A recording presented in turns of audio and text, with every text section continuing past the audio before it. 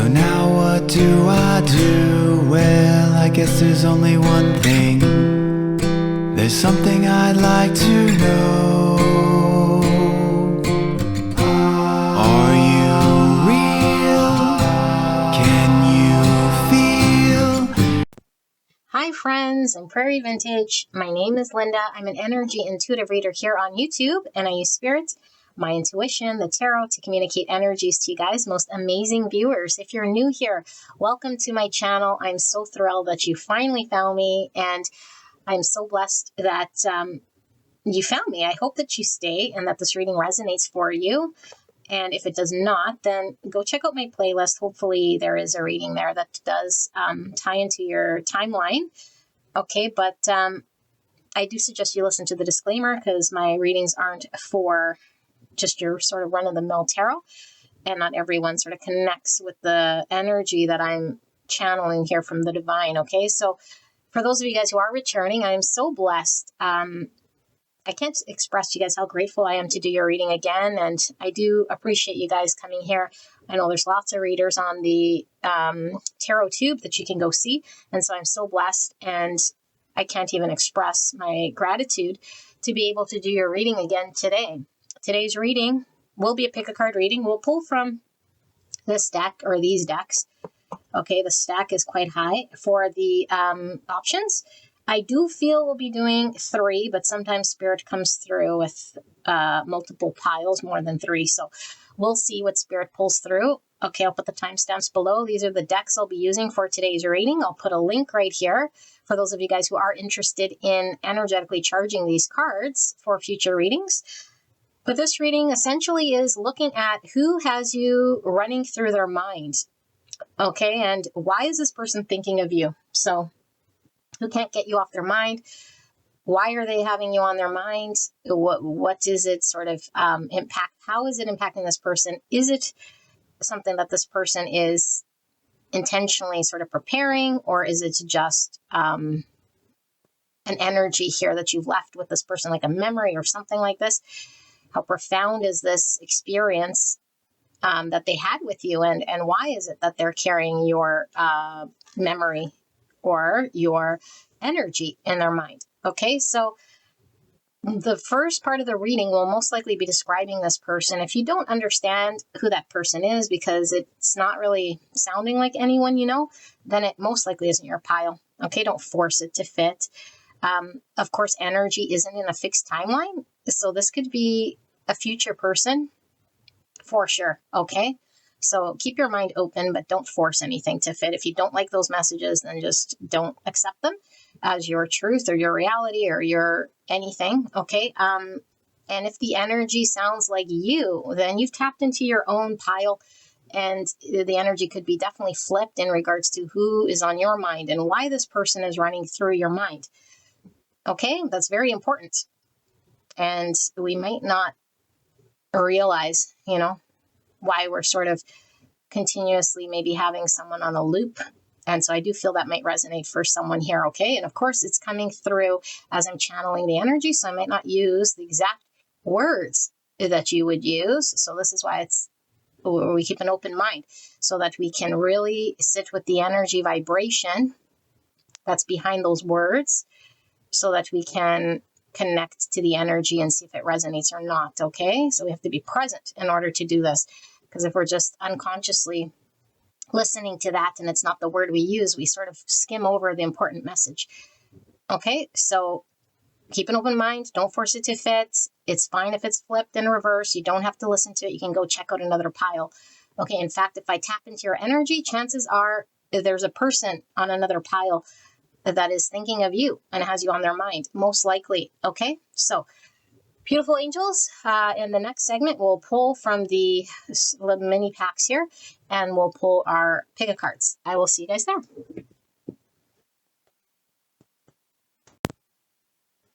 All right, so let's pull 3 options from these decks right here for the picks. Okay, I have pre-shuffled oracle cards and tarot. I've not looked at them, and I asked Spirit, who has the collective on their mind? And why? Why are they thinking of you? Okay, now, if it doesn't resonate, then it's not your reading. Okay, don't force it to be your reading. Just because you clicked on it doesn't mean they are meant to be here. Okay, so Spirit, for pile 1, who is thinking of pile 1 and has them on their mind? Who can't get pile 1 off their mind, and why? Pile number 2, healing this one here. And for pile number 3, who has pile 3 on their mind? Okay. Oh, wow. 3 different decks here. I'm going to put these right over here.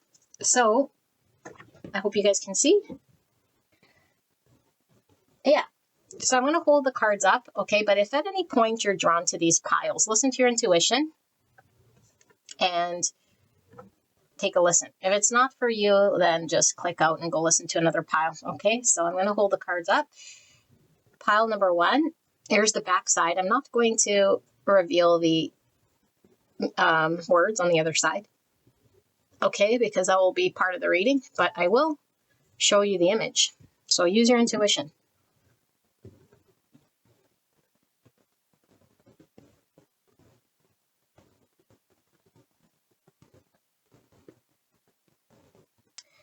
Pile 1, with my shaky hand. Pile 2, here's your image.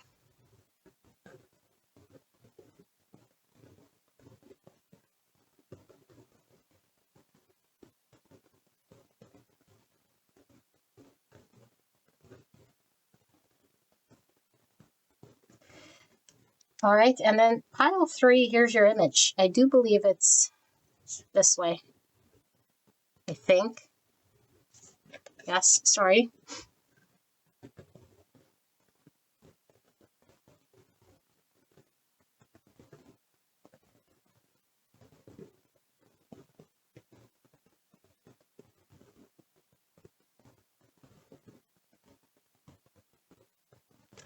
Being told to put them over here so you guys can focus on the imagery, okay?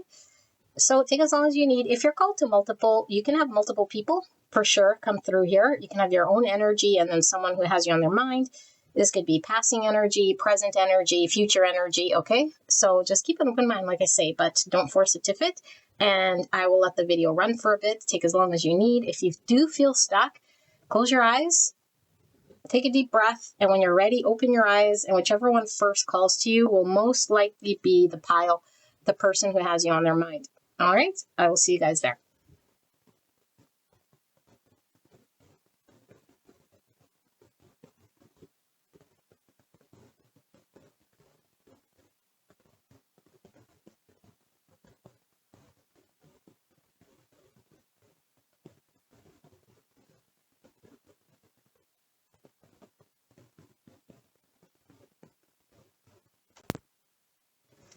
Pile number 1, you guys chose this flower right here.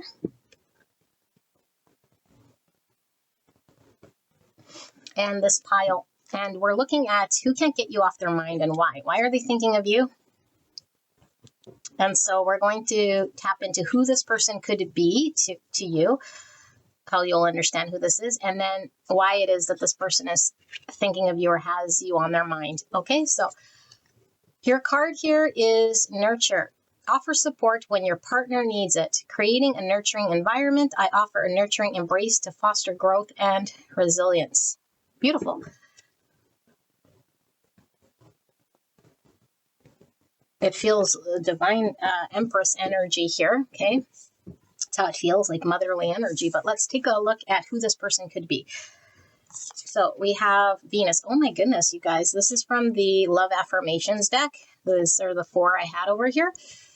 Okay, so and then Venus obviously says love here with the number 4. So the 4th house is all about home, family, roots, self-care, our emotions, foundations. It's mother energy, children, women, femininity. I was picking up a feminine energy from this. Okay, this could be your energy for sure. This could be a flip pile, but we'll see.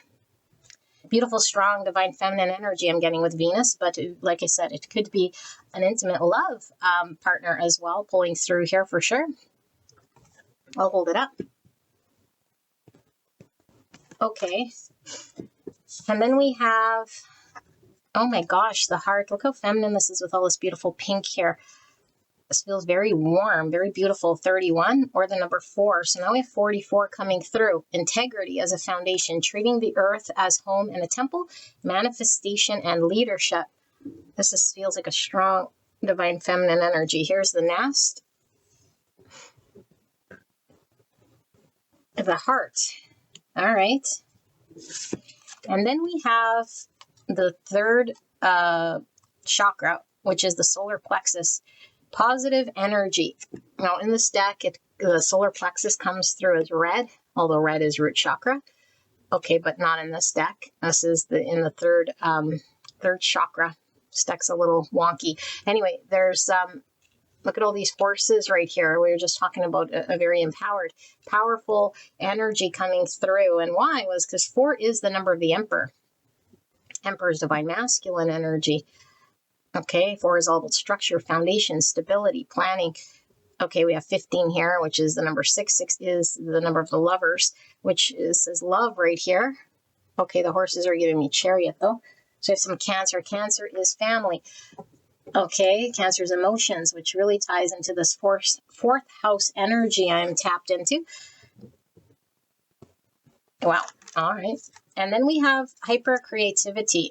4 and 2, another 4, accepting one's emotions coming through again, existing by oneself, originality, resourceful, standing out, self-knowledge, integration, growth level 83.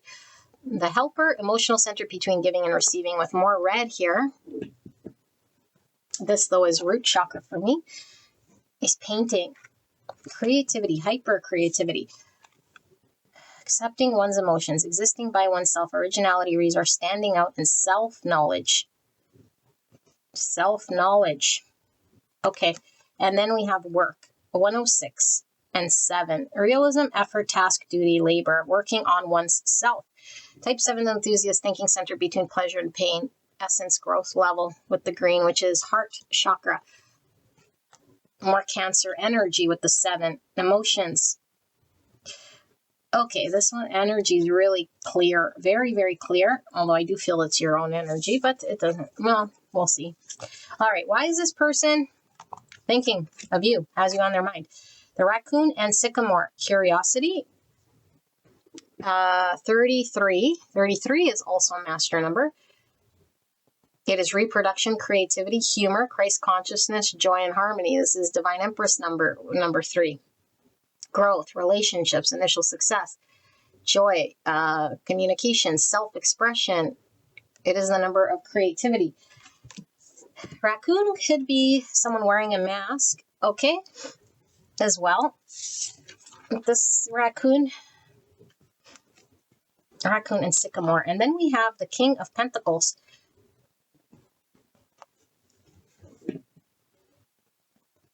Virgo, Taurus, Capricorn energy.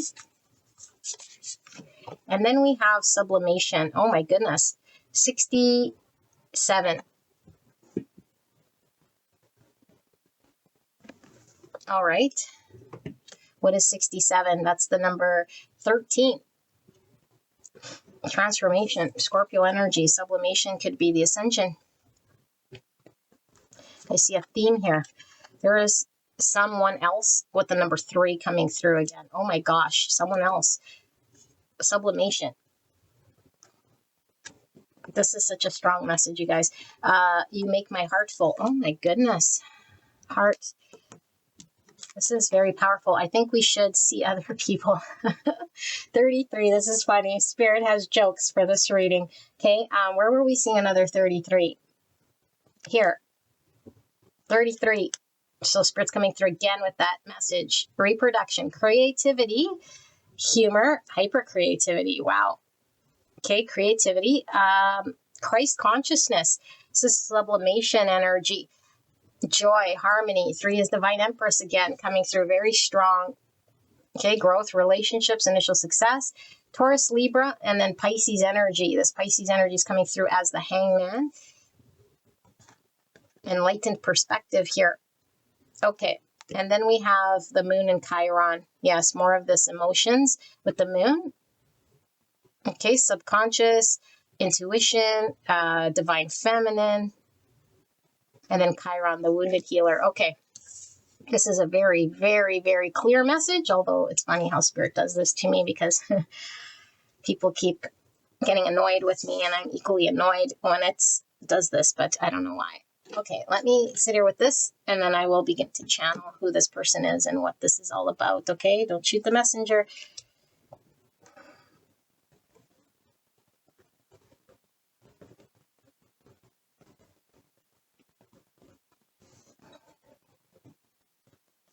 Pile number 1. This is your energy. If this isn't you, then I don't think this is your pile. I don't think it's your pile, okay, at all. It's what you have going on your mind here. It's like there's 2 of you, okay? There's only one, and it's your authentic self. The other version is the self we create for protecting ourselves based on our experience and our identity. This feels like a very, very, very, very strong synchronistic message. It feels very divine feminine, okay, regardless of your gender. And it's all about who you're creating, and not from a place of ego identity, but creating from the truest place here, which builds this beautiful confidence in yourself, okay, in order to become your highest version here. And what this is talking about is this person here, okay, which I have to read it as you. It's coming through as like this new version that's trying to show you who you can be in your highest potential and what you can create here on earth in your vessel that goes beyond that in which you know. Because I do feel like we could have been living sort of a surface type life, like outside of spirituality, very maybe wrapped up in material possessions or the material world, the matrix world. Okay, and there's this other version of you that's been sort of offline. And this version of you is dying to create something here to the collective. I think for you to resonate with this, I do feel there's a highly creative purpose. For some of you guys, it could literally be painting something, okay? But using your hands maybe to create it. Maybe it's your voice. Maybe it's your spiritual gifts. Whatever you're creating here, I feel aside from this like tangible thing or gift to the collective, it's also you're creating this version of you. The sublimation is giving me an ascension from that of the 3D world, okay, from the 5 senses into this 5D connection and this greater expanded awareness that you're going to have about yourself and who you are, that you're going to be able to create back down to the 3D. So it's almost giving me like I have to connect to myself, my high self, understand and remove what was sort of not me or what I thought was me, and then come back and integrate this into the 3D so that I could build a successful life for myself, something very solid, stable. And to do this, I have to go through the heart way. The heart way is the gateway. I can't go there through the pain body, okay, which means my trauma or my suffering. It could be the catalyst that drives me to do this work. But the only way to get to the true self is through the heart. So I feel like this is someone, you, okay, if this is obviously going to resonate for you, it's working on one's self through the awareness of love. This love feels very profound. Love has woken you up. And I feel like your biggest cheerleader is going to be yourself. How you love yourself, how you nurture yourself. Look at this nest, nurture, give yourself love, and how you empower yourself, because this 4 energy that was coming through was talking about divine masculine energy. And divine masculine is, what do we birth into this 3D universe? And divine masculine energy is like an output energy, whereas feminine is inwards, okay? But the feminine is sort of the unmanifest. And then the masculine is the manifest, the form, the container for the feminine energy. So the creation is that of the masculine. But without love, without the feminine, the masculine can't draw on and create. And so I feel like you're birthing a beautiful, there's so many layers here, a beautiful gift to the collective. And in the process, you have to go through a transformation from who you've been to this other version of you. And I feel like it's going from the material matrix world of form to rise up to a higher state of consciousness and transmute this energy, integrate shadow work on self. So this seems like lots of shadow work. And then this is going to empower you to be able to be confident to make different decisions in your world. And I feel there's opening up so many doors for you here. So this is like, yeah, why this it's sort of saying like, why is the strongest energy in your energy field here happening the way that it is?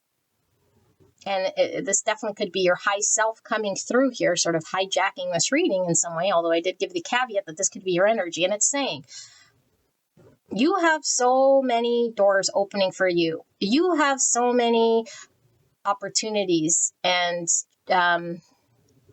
experiences that are going to be manifested here for you.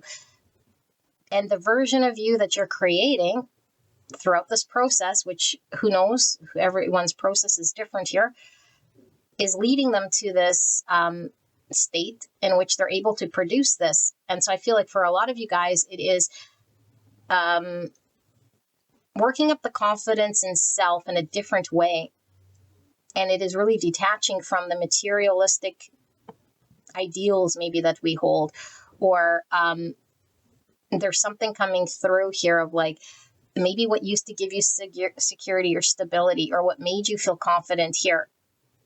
Maybe you had a crutch, or you had an addictive way of being to certain things in the material world, like how you'd rely on that, you know? There was some sort of unhealthy attachment you might have had, or something in regards to what gave you security, or how you perceived security in your world, or how you perceived yourself.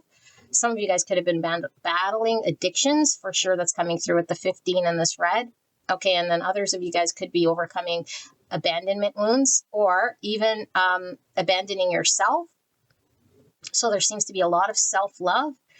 And there also seems to be like, what sort of like purpose am I going to have here in the collective? But what am I going to create? You know, like, do I want to continue down a path that might be very much like not aligned for my highest good? So maybe working in a corporation or working for another. There seems to be like really drawing you up to a great purpose and a gift here to the collective that is very deep. It's very profound, but it must come on the back of a new version of you. And this version of you has always been there, so it's not necessarily new, but it's new to this 3D world because it's emerging with a higher awareness. And so this, I think we should see other people. There is someone else. There's like your true self, your high self, your highest potential. Is like, it's time that we connect with this. And so when we look at ourselves, or how we think of ourselves, or how we consider ourselves, or perceive ourselves, whatever word you want to use, because words are always removed from the spiritual meaning. Okay, your eyes of how when I say you, it floods through with all your experiences, your roles, your identities, what you've built, what you're attached to, people around you, and that gives you a sense of self. Okay, but this other person here, this other person is the version of you that is not created on that Hierophant energy, if you want to call it the Hierophant energy. Okay, this version of you, like I said, is only connected through the heart space here. Okay, and it comes through here as someone that needs to, yeah, look, my heart is full, that needs to create here in the 3D in a different way than you have been. So it's very strong. Okay, and it's generated from this deep connectivity to spirit, to love.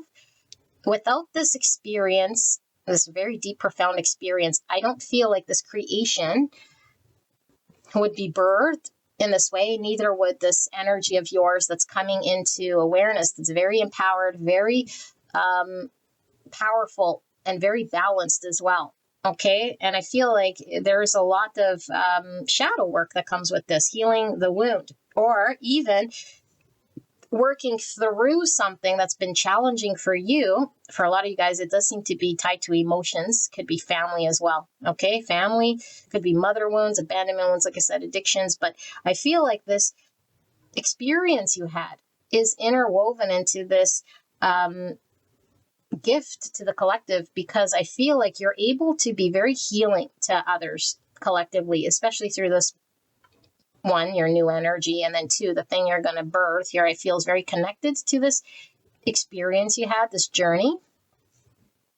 So I feel like there is a self that maybe you've identified with. And I feel like this self might be a self that has played little. I also feel like it's a self that has settled for maybe like, well, it's coming through as scraps, like the raccoon goes through, you know, the trash, and kind of makes do, but it's wearing this like mask here. I feel like there is the self here that knows its worth through the heart, and knows that it is connected to something greater, a higher power, that of spirit, a higher self, a greater potential, okay, benevolence, whatever you want to call this, God, okay, higher power. And so, yeah, like greater intelligence is sort of driving you up here. And this greater intelligence is making things very aware to you of who you actually are. You know, your star stuff, you're made of divine intelligence. You are an extension of the creator here. And this is the someone else, but it doesn't have to sit in a 5D spiritual growth of understanding and devotion to your higher self, or to God, or to this beautiful energy. Because what's it's saying is that you are that living form here. And you could come back to this material world, or this 3D world, and generate this new form. And it's going to create a lot of success for you here.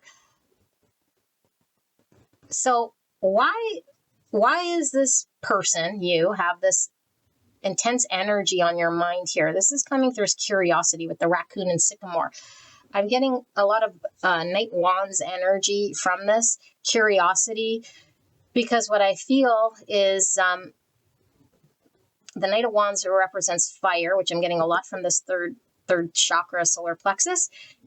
And it is the confidence, not from the egoic sense of the identity, but the confidence through the empowerment of seeing behind the mask of the ego, or the identity, whatever word you want to use here, to be curious to pursue something you wouldn't have in the past.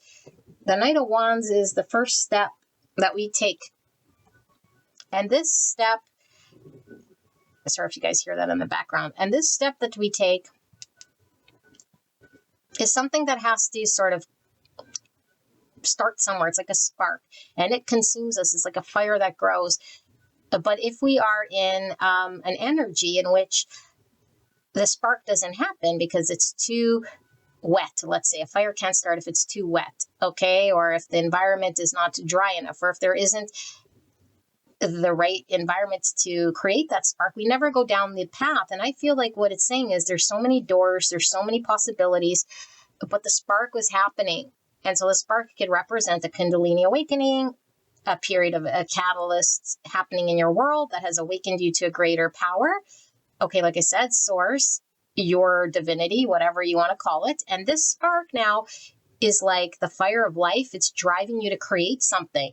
It's beyond you, the you in the 3D, the form of you that could create it. It has to bring spirit into your form in order to create this big thing and birth this beautiful thing. There's a birthing happening here, but it can't come from the ego, and it can't come from the false self. And so it needs to drive your curiosity. Now, this fire that's sparked, like I said, if the environment needs to be right, and like I said, if it's dry, just like a forest fire, it's like the forest fire happens because it's so like condensed with like die-offs of the tree branches and everything that sort of falls away. Okay, and then there's like, you know, how humanity's trying to prevent these forest fires, but forest fires are like a natural occurrence here, because if it gets too dense with the brushes or the leaves and the branches, it's like it's an engulfing fire that's like all consuming, and it's so hot that it like burns away the topsoil of the forest here. Okay, but it has the die-off process. And so there's something about like the die-off process and what no longer serves. And then there is maybe even this too wet of an environment, because emotions are really coming through. Okay, now emotions in this reading's coming as moon. I mean, in a lot of readings, moon is emotions. Okay, but and even this 7 Cancer energy is coming through. And I do feel like emotions, if they're overly firing off, then it's too wet. Okay, like it's out of balance. But what I feel, because we're using spirits channeling this dry energy, I feel like there might have been an inability to connect to one's emotions in a way here that was truly allowing oneself to sort of sit with the emotion, understand one's emotions without maybe resistance or judgment or fear or feeling overwhelmed or feeling unsafe with that emotion. So an emotion comes through sort of as a trigger, if you will, and then what's the response to that emotion? You know, so we could add learned behaviors from family, from, and this could be the habitual way, like I was seeing, like an addictive sort of nature. It could be the habit I have of dealing with emotions. I avoid it, or I keep defaulting to the same program when it comes to emotions, however it did. Okay, so I feel like the environment in which this spark needs to be created can't be overly wet. And yes, the dryness happens through this die-off process, and the die-off is releasing what no longer serves or things you can release. Now, if something's taken from you, it hurts. You know, like tower, that's why tower is painful. It's like the universe strips you of things. It's robbed, and we're not ready, and it hurts. But when we are done and we realize we have to let go, or things change, and we have these die-offs, we could call it dark night of the soul as well, you know, and we are like going through these realizations, these transformations that are sort of happening. It's like parts of ourself that are no longer serving us. And then there's a lot more space for what is new. And I feel like this spark comes online at the right time in order to align us to create something here. And I feel like whatever you're creating here is going to be quite lucrative financially. It's going to create some form of stability in your world and security, which I feel might have been something that it might have been different in your world. Like maybe you relied on others, or maybe there was another way to create a stability in your world that was like maybe a one-trick pony, or one thing that was sort of left to others to do or to create, which isn't a very secure feeling when we leave our security and our stability in another's hands. This seems to be the self. Okay, if you want to call it the self, I'm using words, of course, there's no like self outside of one consciousness, but the form that you are that carries this consciousness, okay, that's expressing itself in this 3D world as an extension of the creator. You're creating wealth, you're creating stability, security, you're creating a legacy here. And I feel it's all coming from a spark. And I do feel as though the more we realize here the identities we wore, or the settling we did, or the whatever you want to call it, putting up with what was sort of handed to us, was one way. And it's like no longer sort of waiting for the handouts or digging through the scraps of others. Like I feel there's this leadership energy. It feels very much empowered through understanding your full power of potential.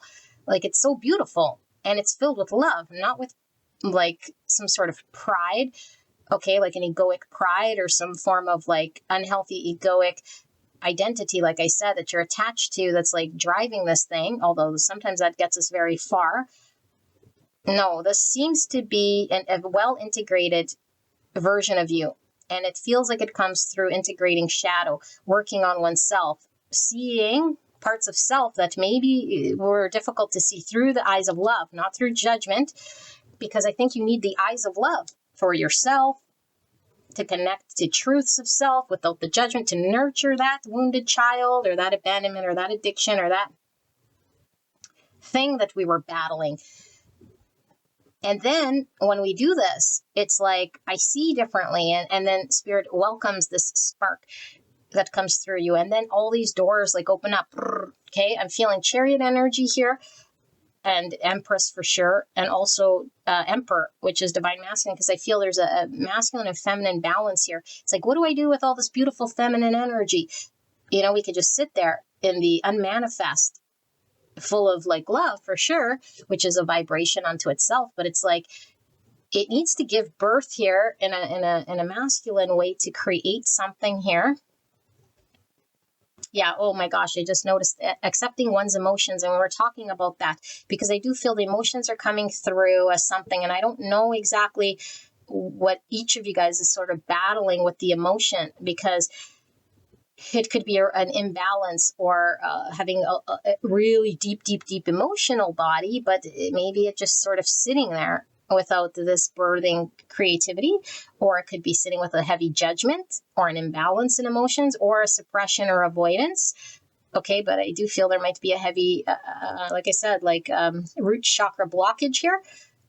Okay, and then for some of you guys, there could have been solar plexus blockage, which could be driving with an identity, and that is where we pull our power from. But it's saying, no, like, who are you aside from this identity? When you connect from the heart to spirit, what can you create from that angle? Because it's much more broad. And there is this version of you that exists here. It's the high self, like I said, if you want to call it the divine intelligence or the greater intelligence, okay, whatever word you want to use is sort of irrelevant. It's from the divine here, manifested through you. And it's pure, beautiful love. And it goes beyond the superficial, okay, with this Venus, like superficial, meaning, you know, we connect to the level in which we've experienced in this 3D form. And that's all we've sort of known until we're sort of catalyzed or the spark, or we see behind the curtain, or the ascension process happens. And this happens as a result of some form of a catalyst here. Okay, so a meeting with whatever, a near-death experience, suddenly it's our time and the finger of God touches us, you know? And unfortunately, you know, it's like through a heavy suffering that this beautiful gift sometimes is given to us. And I can't think of the parable that comes to mind, but it was like Jesus talking about like the higher class, priestly class, and then talking about like the prostitutes and the addicts, and saying the prostitutes and the addicts are closer to God. They're closer to the Heavenly Father. Why? Because they're suffering. And in suffering, we're close to God. I feel like there's a suffering here, you know, with this devil energy I see. And this suffering, whether it be through addiction, whether it be through abandonment wound, whether it be through this emotional pain body, because with Chiron here, we've experienced some sort of pain here.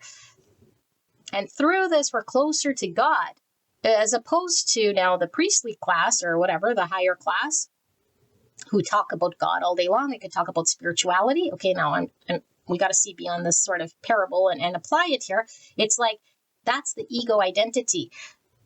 Look at me. I am known for all my, whatever, my things that I'm doing here for other people, you know? It's like we can wear the hat of being a good person or doing all these good deeds, but it's like driven from solar plexus. And this is driven from the purest place. I feel like the pain body, though, has to be transmuted, because if we create from the pain body, then it's a distorted veil, and then we are unable to really connect to this pure heart space in order to produce what we're being called to produce. So there's a very intricate sort of process here. It's like seeing beyond the ego, the identity, and the understanding that of how I seen myself or what was driving me in the past. And for some of you guys, it's, like I said, heavy pain body here through the abandonment wounds or the needs for to connect to one's emotions, addictions.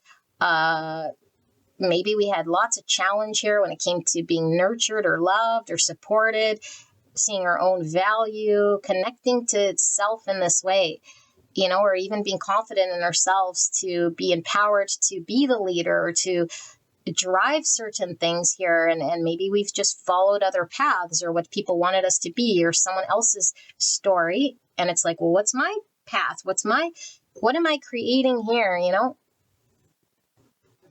And not, again, from the ego, because it's like, I want to be seen or I want to be a leader just for the sake of having accolades or being worshipped or making money. This is not what I'm talking about at all. Okay. This is beyond this whole thing for sure. This is highly spiritual. This is talking about connecting through a complete release here, I feel, of the self, the other self, the false self, the egoic self, the matrix self, whatever word you want to use, the false self, the identified self, the 3D self that's been portraying as the one version of you. That self is not the self that's going to create this thing. And of course, because there's so many people here, it's collective reading. What's this thing you're creating? For all of you guys, it's going to be in your field. And I do feel it's tied to your wound in some way. You know, if we had battled with addiction, then it'd be like, how do I don't know, like the birth, an understanding or something here in the universe that I've learned through this challenging process, you know?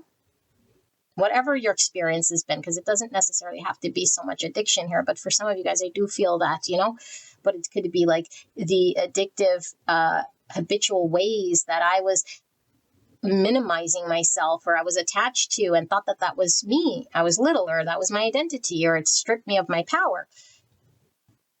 And so I had to prove myself, or I had to, I don't know, like there could be, because we see hyper creativity and I see work here. And so sometimes when we're hyper, let's say busy, okay, through work or keeping busy, it's like covering up the thing that wants to come through. And so we work more, we are like busy going about our day, like whatever, doing music, going shopping, like the busier we are. And then the ego likes to dress it up as we're useful or we're just whatever it wants to say. It's going to attach any narrative in order to support that story. Everything else is sort of painful or too boring or too whatever, you know? And it's like, no, only in the stillness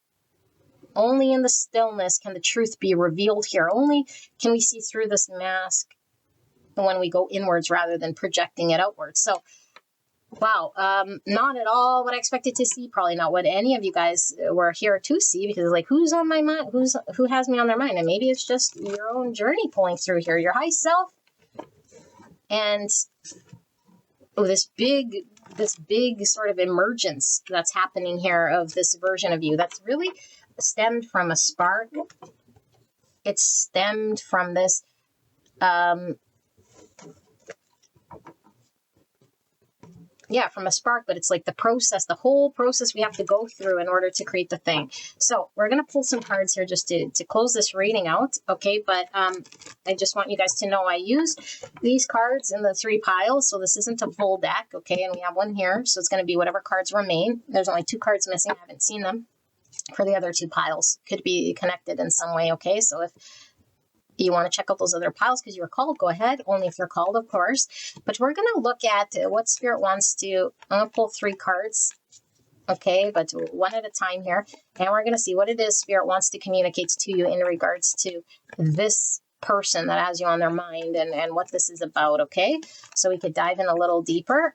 with the 3 cards. Like, what does this all mean? Maybe where is it headed? What does Spirit want you to know about this? Why is it coming through in this reading?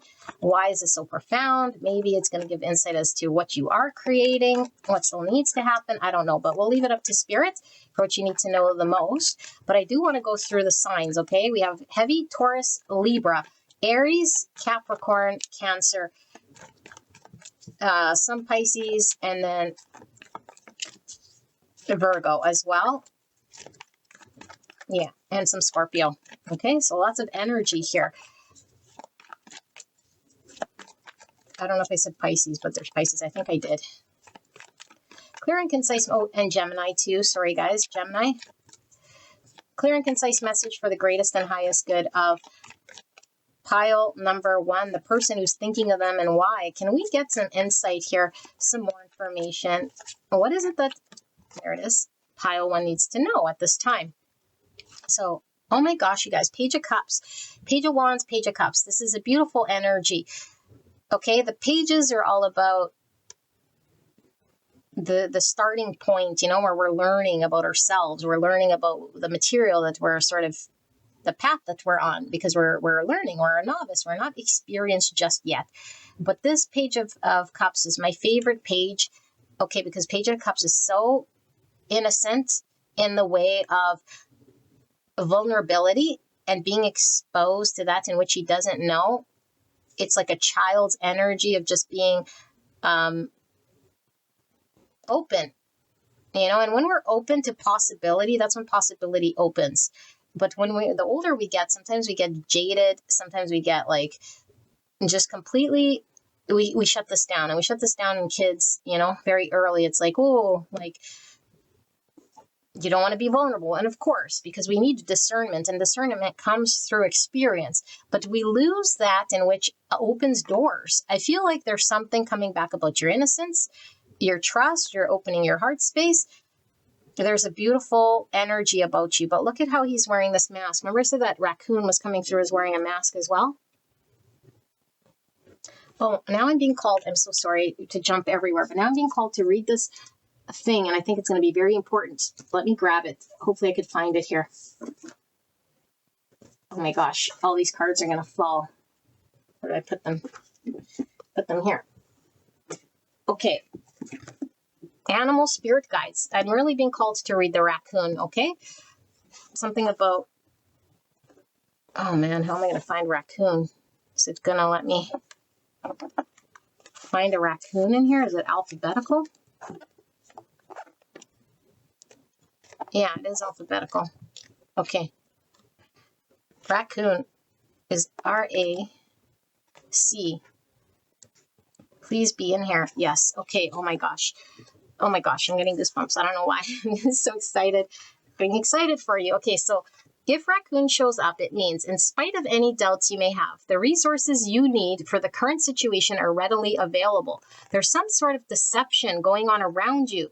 Okay. That's the false self. The beliefs we have is deceiving us, okay? The ego is deceiving us, whatever you want to call it, okay? The identity we think we are, okay? So there's some sort of deception going on around you that you can discern. We're just talking about discernment by listening to and trusting your intuition. So the moon, aside from emotions, can also be this intuition that becomes an all-time high. When we're really tapped into the divine, the intuition is like a big spotlight. It's very centered, okay? It's not like this little whisper and we got to decipher it. It's like intuition loud, okay? Rather than being goal-orientated, ego-driven, this is a time for indulging your curiosity in open-ended exploration. Oh my goodness. Yes. Pay close attention to the signs and omens that suggest you're getting messages from the ancestors or your deceased loved ones. Oh my gosh, you guys, this message could come from a mother figure as well. An ancestral line, maybe a grandmother. Okay, and I was just like, yeah, like this beautiful, loving, nurturing energy feels motherly here. It could be your mother connecting you to this thing, okay? For some of you guys, this feels very strong. Okay, so pay close attention to signs, omens that you're getting messages from ancestors or your deceased loved ones. It's important to remain emotionally and mentally flexible for the next few days, as events will require you to adapt to rapidly changing circumstances. Okay, if you're here, I truly feel Okay, I'm getting goosebumps. Like, I've never gotten this many in my life. Why I was called to read this book. I feel there's something happening in the next few days. Okay, something happening within the next few days to remain very open to, because I think there is going to be an opportunity here that reveals itself to you. And so it says to be emotionally and mentally flexible so that you have the adaptability in order to invest yourself or involve yourself with the high consciousness, okay, in these changing circumstances rapidly. So if you've been stagnant, if you've been wondering, if maybe whatever's been going on in your world, it feels like it's been challenging. I feel there's rapid change, and all the horses I was talking about, all these possibilities opening up, but you have to be present to see it, or aware or conscious to see it. Okay, so we might still be sort of masked up here, or still sort of foggy. Yeah, okay, call in the raccoon when you are faced with a task that will require manual dexterity. So that's an 8 pentacle energy. Oops. Which we were getting, and which one was it? This one.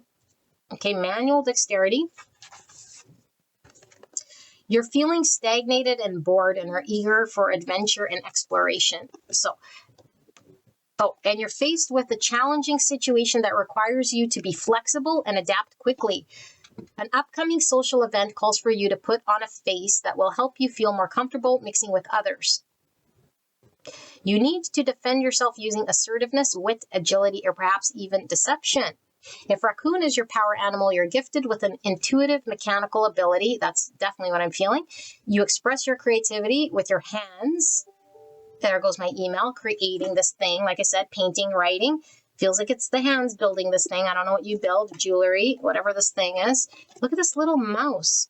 Sorry, guys, I'm like all over the place. I don't feel there's any deception. I feel like this egoic self, okay, this is like you're rising above this social event. You have to put on a face, mixing with others, pretend like I think that's where you were, needing to defend yourself, and then you're like tit for tat. Here's my wit. I'm going to use deception. No, none of that. But you're gifted with intuitive mechanical ability.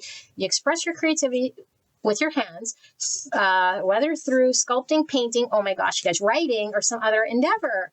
I can't even make it up. You're remarkably resourceful at finding whatever you need at any given moment. You're quite adaptable and flexible, feeling at home just about anywhere you happen to be. You might be like, no, I don't. This is where you're going home, to self, because you're going to be in the authentic self. The authentic self doesn't, like yes, it talks about flexibility, but it's not a shapeshifter.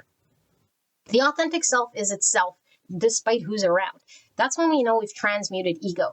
I don't have to be like this when I'm with them, and like that when I'm with them, and like that when I'm, obviously, if you're like in an intimate relationship, different people bring out certain aspects of self, but the self doesn't change. It's like, here's my super nice, kind self, and then I'm like an asshole over here, and then I'm like, no, then that means we're still wearing the mask of the ego. The authentic self, the core self, the true self, this self that we should see other people, this is the true self. It doesn't put the mask on. Okay, so you have a number of different personas and are capable of presenting just the right one at the appropriate for circumstances. No, you're not going to be a shapeshifter. What you are going to be, though, is seeing behind your mask. This is the innocence that's behind there. Everyone wears this mask to protect themselves, and it makes sense. But it's like, no, discernment's one thing. But when we lose this ability, because we're socially conditioned to believe that there's a them and they're a threat, and now I have to shapeshift, it's like the innocence is gone, and then I can't create the thing, whatever the thing that's special from the heart. The heart must be in this beautiful energy to create this thing. If we're still in egoic pride, Spirit's not going to gift us with power. Spirit does not gift egoic people with power to see certain things, because they're just going to try to rule the world. They're going to use it for jealousy. They're going to use it for power. They're going to use it to betray or deceive people. And I'm not saying that you're in a horrible energy like this, but the ego will weaponize. That's what it does. The ego weaponizes. I don't care whose ego it is. It weaponizes because it utilizes itself in order to protect itself. So under the bus, people will go. And I got to climb up. Either I got to be on top of the hierarchy, or I'm competing in some way or another. This has nothing to do with ego. This has all to do with the innocence of child. And I do feel like there might be some of you guys who are really in tune with your inner child's a desire to create something for a very long time, since childhood. Okay, so we're going to pull 2 more cards here to see what else Spirit wants to communicate. Thank you so much for that, Spirit. I think it's this one here. 3 of Cups. So what's a Cups energy? So what is this? Your network of friends, groups of people, your soul tribe. So 3 again, growth, relationships, initial success, creativity. This is what 3 is about. Joy, communication, self-expression, groups, fun. This is what this 3 card is all about, okay? It's really connected to that. But it's now not coming from the egoic angle. Look at all those crows talking about communication from the other side, transformation, death, release. You're aligning definitely with the right community of people in your world here, for sure. Calling them in or moving towards them. What else, Spirit, for pile number 1 to close out this reading? 1 card, what do they need to know about this? What are they going to create, or why is this coming through here? Maybe you feel misunderstood or alone in some regard, you know? It's like, don't worry, like you will be celebrated and there will be people there. Like there's no isolation. There's an understanding. There's a welcoming.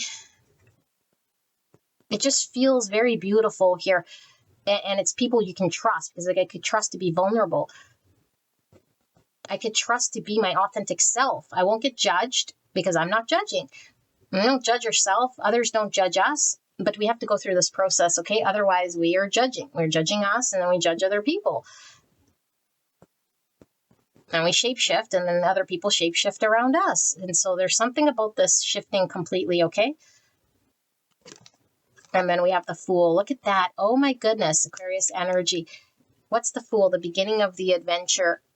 The beginning of the adventure, like a fool. The Fool knows nothing. Same with the Page energy, you know, and I was feeling Page from this raccoon. When we're humble enough to say, I don't know, and do it anyway, we might even make a whole slew of mistakes. But in doing so, that is where we have the discernment. That is where we learn more about ourselves rather than being frozen, stuck, waiting for the right time or not experiencing it. It's like, even if we make a move, we could get further away from that in which our destiny is calling, but we see the star, we move towards it. Okay, we move towards it, but then once we are moved towards it, it's like we're not the same person we were, and our perspective completely changes. Now our environment is different, and we might look at the star again and be like, whoa, I'm further away from the star than I thought, you know, but that's the Fool's journey. It's like full of errors. It's full of challenge. The Fool is infinity. It's the zero. It's the ultimate. It's like I said, it's infinite creator. It's infinite intelligence. It is everything, but it's also nothing. At the beginning of the start of the journey, it's nothing here. Nothing was created.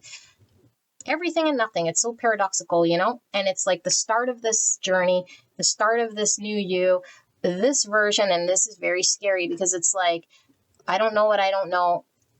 And if I was in my egoic self, I'd fear, I'd judge, that I'm going to be not good, not successful, make mistakes, not know enough, not be enough, not do enough, not be talented enough, not skilled enough, not knowledgeable enough. And we could go on and on and on and on and on. This Fool doesn't do this.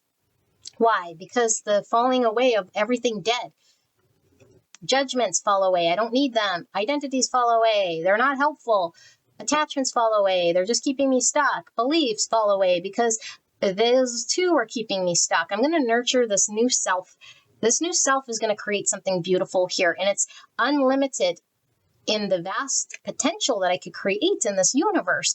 When I know this and see this and feel this from the authentic self, every door sort of opens up, and there's no more limits for me because I know that I'm aligned with spirit, and that is a beautiful energy. Rather than a limited little self that's trying to create from the ego, competing with others, trying to prove oneself. This is shifting for you.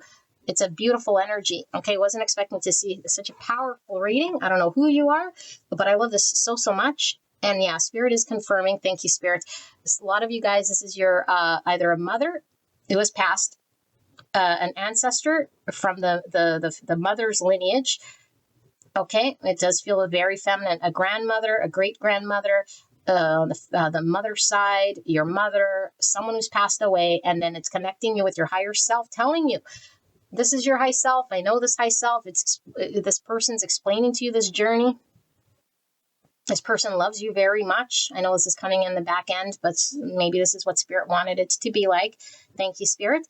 It could be someone that raised you, nurtured you, okay, or was a big part of like the interwoven sort of family dynamic that you have, regardless if they were like positive influence or whatever, like we don't know necessarily how this person's influence might have been creating, but what they are saying is like they're supportive of you, they're nurturing of you, they're on the other side and they love you. There's so much love here. There is also nurturing this creation that you're about to develop because they're aligned with you. They want you to know that you can pull on their reserves for creating this thing. And any fear, doubt, wounds, blocks, anything like this, they're saying allow it to fall away. Call on them for their strength. And this ancestor might have been creative in the same way. Okay, so if it is painting, I don't know, painting was coming through in that book too. Okay, but I feel it's hands. Maybe we're creating jewelry. Maybe we're creating like art. Doesn't necessarily have to be painting. Books, writing, words, lyrics, songs, whatever this beautiful thing is. Okay, you're going to master your craft. And it's through going through this fool's journey. It's so beautiful. So let me know if this resonated for you guys in the comments, and I'll see you guys at the next one. All right, bye-bye. Pile number 2, you guys pick this card right here. And we're looking at who has you on their mind, who's thinking of you, can't get you off their mind, and why. Why are they thinking of you? Pile 1 totally threw me for a loop, okay? So I apologize if this isn't coming the way that you're expecting. It's neither how I am either, but I do plan on channeling exactly as this comes through. I was getting for yours. Yours was the only one I was getting when I pulled the cards. Challenging, okay? So I don't know if you're not wanting to hear from this person, or it's a challenging dynamic, or you're not wanting to hear from them. I don't know, So we'll see, though, because I haven't looked at your cards, but that's what I was feeling. So this card says, let go of all aversions, meet every challenge, and flow with life. So I didn't even read this. I swear to you guys, didn't even look, okay? But aversion is what? Is like a resistance to something we don't like. It brings up strong emotions. I don't like it. So letting go of the aversion means the resistance to it, the challenge that it brings within me. When I hold that challenge, I keep perpetuating that challenge. So it could be someone's feeling this way about you or you about them. We'll see. Meet every challenge and flow with life. So it's interesting how it says that to meet, challenge, and flow with life. Meaning life is accepting what is. We're not trying to change it in any way, okay? Okay, let's see. Spirit, what is this all about? I'm going to leave it like this. Who is this person? And why are they thinking of pile number 2? So let's take a look. We have Mercury mind. Wow, number 3. 3 was a prominent number for pile 1, but 3 is divine empress energy. Okay, growth, relationships, initial success. It is Taurus, Libra energy, but the mind is masculine. The mind is masculine here. I'm feeling more masculine energy than I am feminine energy. Okay, Mercury is also the communication. It could be shape-shifting energy as well. Okay, but it feels very masculine. I'm getting strong Gemini, Libra, Aquarius, more than I am getting Taurus and Libra energy. More than I'm getting the Empress energy with the Taurus. Okay, take a look. Mercury mind. All right. And then we have the storm. Oh my goodness, you guys. Talk about challenging. A 47. And that's 11, I believe, right? Yeah. 11's a spiritual number. Divine inspiration, synchronicity, the encouragement to keep going. Storm could be definitely a challenge. It could be seen as a tower, okay, or just like a very energetically charged experience. Lightning bolt gives me Uranus energy, which is Aquarius. It's a strong sword energy I feel here for sure with this mind. Okay, the Aquarius, Libra, Gemini comes through. Mostly Aquarius and Gemini. Strong. Peace. 43. Crown chakra. This is the number 7.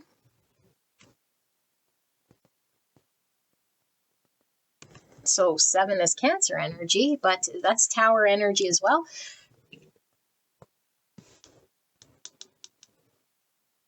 Yeah, 7 is emotions. We see a lot of water here. Peace. Okay. Crown chakra, connected to the divine. All right, and then we have pleasure abuse. You see a bum over here. I'm going to have to cover the bum. It says illusory thoughts, loss of frame, scattering, addictions, loss of logic, and irrational mind. Coming through again. The type 5, the observer, thinking center between interior and exterior with a disintegration, stress level 77. 7 here. 777. 77, master number, trust the fall, an adventure that arises from deep wisdom, trust of life, trust of self. How do we get wisdom? Through the storm, through an experience that might be challenging. Wisdom is not just what we carry in the mind, but wisdom is we get the information or the knowledge, and then it's a little black dot on me, and then we learn what we do here with that. Okay, illusory thoughts, meaning false thoughts. Scattering, addictions, loss of logic, irrational mind. Wow. Okay. Cancer, Taurus, Sagittarius energy as well. All right. And then we have deprivation, 16 and 7. Another 7, you guys. 7 is all about faith, wisdom, reflection, understanding, spirituality, personal growth, solitude, intellect, metaphysics with the 7. K7 is Cancer energy. Like I said, I feel this tower. I'm not necessarily feeling the chariot, but the chariot is the solution to the tower. What does that mean? That means the integration of the shadow is the ability to have success in movement here. So this is 5 pentacle, okay? A psychic pain, shortage, lack, sadness, insufficiency, physical pain. Type 5, the enthusiast thinking center between pleasure and pain. Heart chakra. Wowzers, who this person is. Okay, why are they thinking of you? The weasel and pine. Introspection. That's the 7 energy. Reflection and understanding and faith and wisdom. Okay, weasel could be looked at as sort of like the trickster with the weasel. Weasel and pine. And the pine looks like it symbolizes the pineal gland, and we have crown here. Something about an awakening is coming through as well here. Wow. Okay, and then of course introspection could be the hermit. Reflection. Okay, Mercury coming through again. And the Chiron, the wounded healer, the mind. Gemini energy, Virgo energy, although I'm feeling more Gemini than anything. 25, or the number 7, yet again. And then we have 9 here. 9 is Virgo. Yeah, Virgo. More here than here. And 7. 7, 7, 7, 7, 7. Wow. All right. And then we have the 2 of Wands. 2 Wands all about choice. And look at this like thorny footing he has here. 2 Wands. All right. And then we have 0. I'm ready. 0 is Fool energy. Green coming through again. This is heart chakra. Aquarius. And then we have the Ace of Swords. Truth, clarity, honesty. This is Mercury energy again with the sword. Wow. Yeah, even Aquarius is air energy. So much air here. Gossip only hurts more. So words, air again, Mercury. Yes, all right. And then we have lightning. What did I say is really standing out? Uranus energy. And look at this 13, Scorpio energy, which is the release, the transformation, the healing, the new beginning in the egg here, cracking open. Lightning is the spontaneous. Could be tower energy, which you're really feeling, rather than the chariot. Like I said, the 7 is tower. This is representing tower with the lightning. but it's coming through this scorpionic energy, you know, Pluto. Okay. Wow. These readings are really blowing me away. So let me sit here with who this is, channel this information, and get on with it.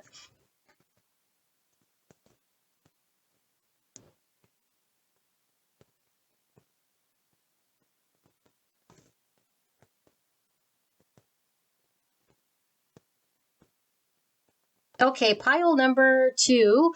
This energy, I feel you've had a challenge with this person. This person, it does feel like it's masculine because of all the air coming through, okay? And air is the masculine energy. It's heavy, heavy air. So they could have a lot of air in their chart for sure, but it's, like I said, could just be the energy that comes through for me to channel. Masculine, communication, the mind. Okay, Gemini, Libra, Aquarius, very heavy here. Mostly Gemini, Aquarius. Okay, and then there is some Virgo, and then some Scorpio, and some Taurus and Sagittarius, small energy, not as big as this. Okay, and Cancer. Cancer is big as well here.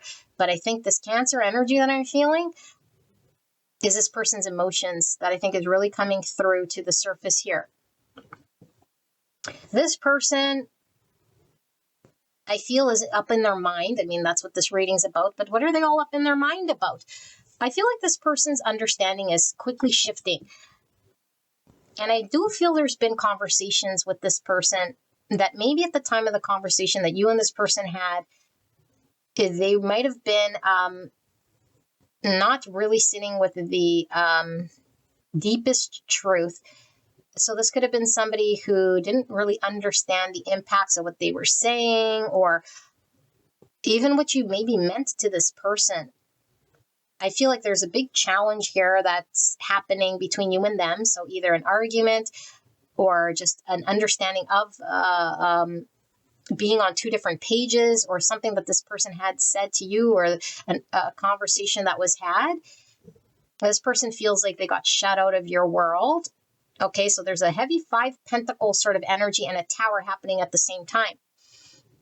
And so sometimes this happens when we get into a big argument. You know, we have a big argument, we say things we don't mean, and then all of a sudden we're like, where did my person go? And then all of a sudden we start to realize a whole bunch of things about ourselves. Okay, that sort of energy is coming through, because I feel like the Tower might be a realization, what did I do? And also the Tower energy is this divine with the crown, because I do feel like Spirit is coming through to show this person deeper truths that maybe this person was needing to experience and understand about life at large, you know, maybe how they treat people, maybe their own interactions with people, what they say, how they think about people, or what they think about themselves. It seems to be like you and this person might have not have necessarily seen eye to eye, or they were creating all sorts of conflict in your world in some way. This person could have definitely felt very overwhelmed by their emotions as well. And this person could have overly reacted. If some of you guys are agreeing with like an instance where there was an outburst of a conversation, maybe this person came with a flurry of words like, "Hey, you never want to see you again," or "Fine, blah blah blah blah blah." You know, there could have been this sort of a thing that happened. But one thing is really clear is like this person is getting the best of them, thinking about this overwhelm of emotions due to, oops, the bum is showing. Oops, another bum is showing. Sorry. Overwhelm of emotions due to how things have transpired here. I feel like you are spiritually sort of connected in some way, and I don't know if it's karmic. I don't know if it's to show this person as some sort of spiritual lesson for sure, but I feel the pain that they're experiencing here feels like a deep spiritual pain, because the spiritual pain that they're having, or it's a psychic pain, but I feel it's a spiritual, deeper pain than just, you know, we had an experience, it didn't go good, and then it hurts. This is like, because I think this person was misaligned with authenticity. It's like they didn't maybe stand in their full truth. And at the time that they said what they said, they might have known that it wasn't in the highest truth. And then you might have meant a lot to this person. And it's like, despite me knowing you mean a lot, despite me feeling a lot for you, I'm still going to say the thing that I said, you know? Whoa. So I feel for some of you guys, it's like this person chose the immediate sort of outburst as an option here. And for others of you guys, this person could have just, like what they were being called to see is a higher version of them to deal with unhealthy ways of being. And you represented this thing. And what did they do? Maybe knowing it, and they still chose to do the same thing they always did and to get the same thing they've always gotten. Some of you guys, this person could be dealing with addictions. Okay, this is coming through as well. However, that addiction appears in their world, it could be a way of being, a coping mechanism, whatever it may be. Okay, it doesn't have to be substance abuse, but it could be a lifestyle that I choose. And I do this. And you could have pointed this out. I think you were the most authentic thing happening in this person's world. And you shine the light of awareness. I don't feel it came from judgment. I feel it came from either a conscious mirror, a conversation, a truth that was spoken, an awareness you gave this person, and this person got defensive. This person might have just not wanted to hear what you had to say because it's more true than any other thing I've heard. And now I'm having a complete awakening here. And this awakening is like me having to sit with the truth because I can't just pretend that it's not true because I didn't want to hear it. And now it has no place to go. And so I feel like there's a turning and a turning. And this is fitting for this reading because it's like who's sort of, has you living rent free in their mind. I feel like this person has you constant on their mind. How that conversation went, the overwhelm of emotions, that this it haunts this person because the spirituality behind what they did was misaligned to a greater truth. This doesn't feel good to carry this thing and to choose, the path they did choose was illogical. It didn't hold any water. It wasn't as meaningful. And that's what they did. Wow. This is the person who has you on their mind. This is probably why I said is probably triggering here. So why are they thinking of you? They're going inwards and they're looking. Okay, this two wands means there's two pathways we can go. One pathway keeps us sort of in the same. The other pathway opens up to a new adventure, let's say. Okay, and most people choose the path they know, the comfort zone they know, or the addiction they know, or the way to cope that they know, to protect themselves, to feel safe. And if I got to explore outside of that safety and go down a new path, I might feel foolish. I might just be scared of the new. I might not know exactly what I'm supposed to be doing here. But the truth is, this person was being called to go down a different path, to explore something. That's the truth.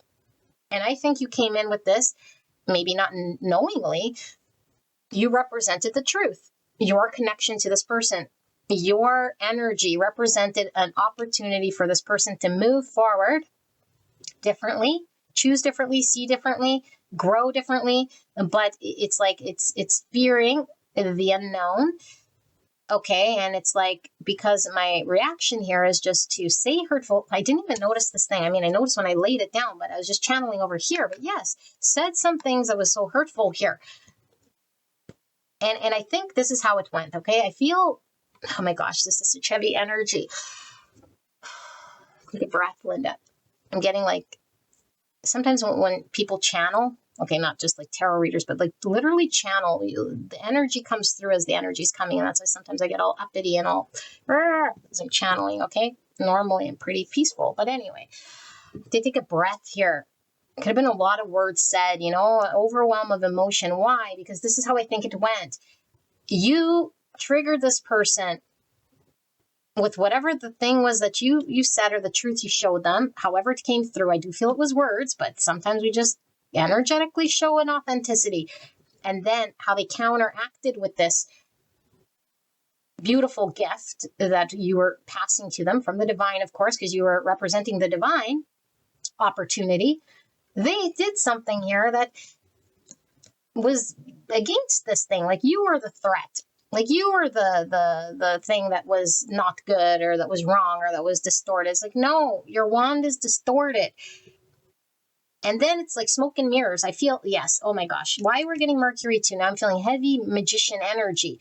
Okay, Virgo, Gemini energy. But the magician is trickster, smoke and mirrors, creating a thing here. But I don't feel it was like, I want to trick you so much. It's like, if I create smoke and mirrors and then my environment believes the smoke and mirrors, then I feel safe, because then it's like I could support my illusions, illusory thoughts. I could support that false self of mine on and on and on, because my environment believes it, and I want to believe that because it's easier, it's safer, it feels more comfortable. This isn't conscious, by the way.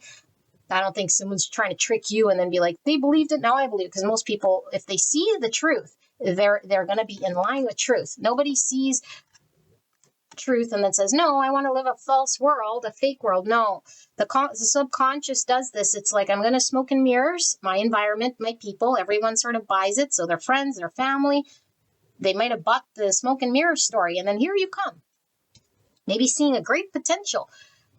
Maybe whatever. I don't feel it was judgmental, so I don't think you're poking holes so much in their deficiency. I think you were trying to get them to see the higher road, and you were saying, here, I see this, or I feel this, or I represent this, and then they're like, whoa, what do you mean? Somebody here in my world who doesn't buy my smoke and mirrors? And now it's like this threat, because now I'm being called to a greater standard to see and deal with this thing that I've been coping with in an unhealthy way. I've been distracting, avoiding, fantasizing, addictions, coping, rationalizing this irrational thing for who knows how long.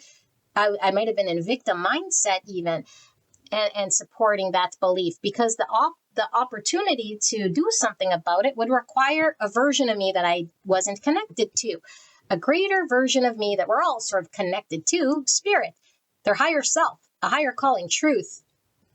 Okay, like greater intelligence, God, infinity, benevolence, whatever the word is you want to use here. The higher self is calling this person to get out of this role. And it could have been a little role here of victim, or a little thing here that wasn't in their highest. And now it's representing this call to action that you had impacted them. And I don't know how long ago this was.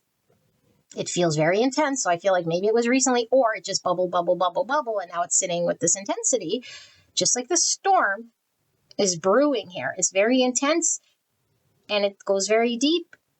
And so now this person is like trying to like think about what you said, what I said, what that meant. And like, I feel it goes deeper than just mind, although mind is there and it could drive us nutty, because we could all of a sudden like make justifications and keep repeating stories. But I feel the introspection is running deep, because there's a profound, like I said, like a deeper, I don't know, spiritual connotation to that in which this represents, because this represents the beginning of a truthful path that could shape their future and open the door to a new world for them.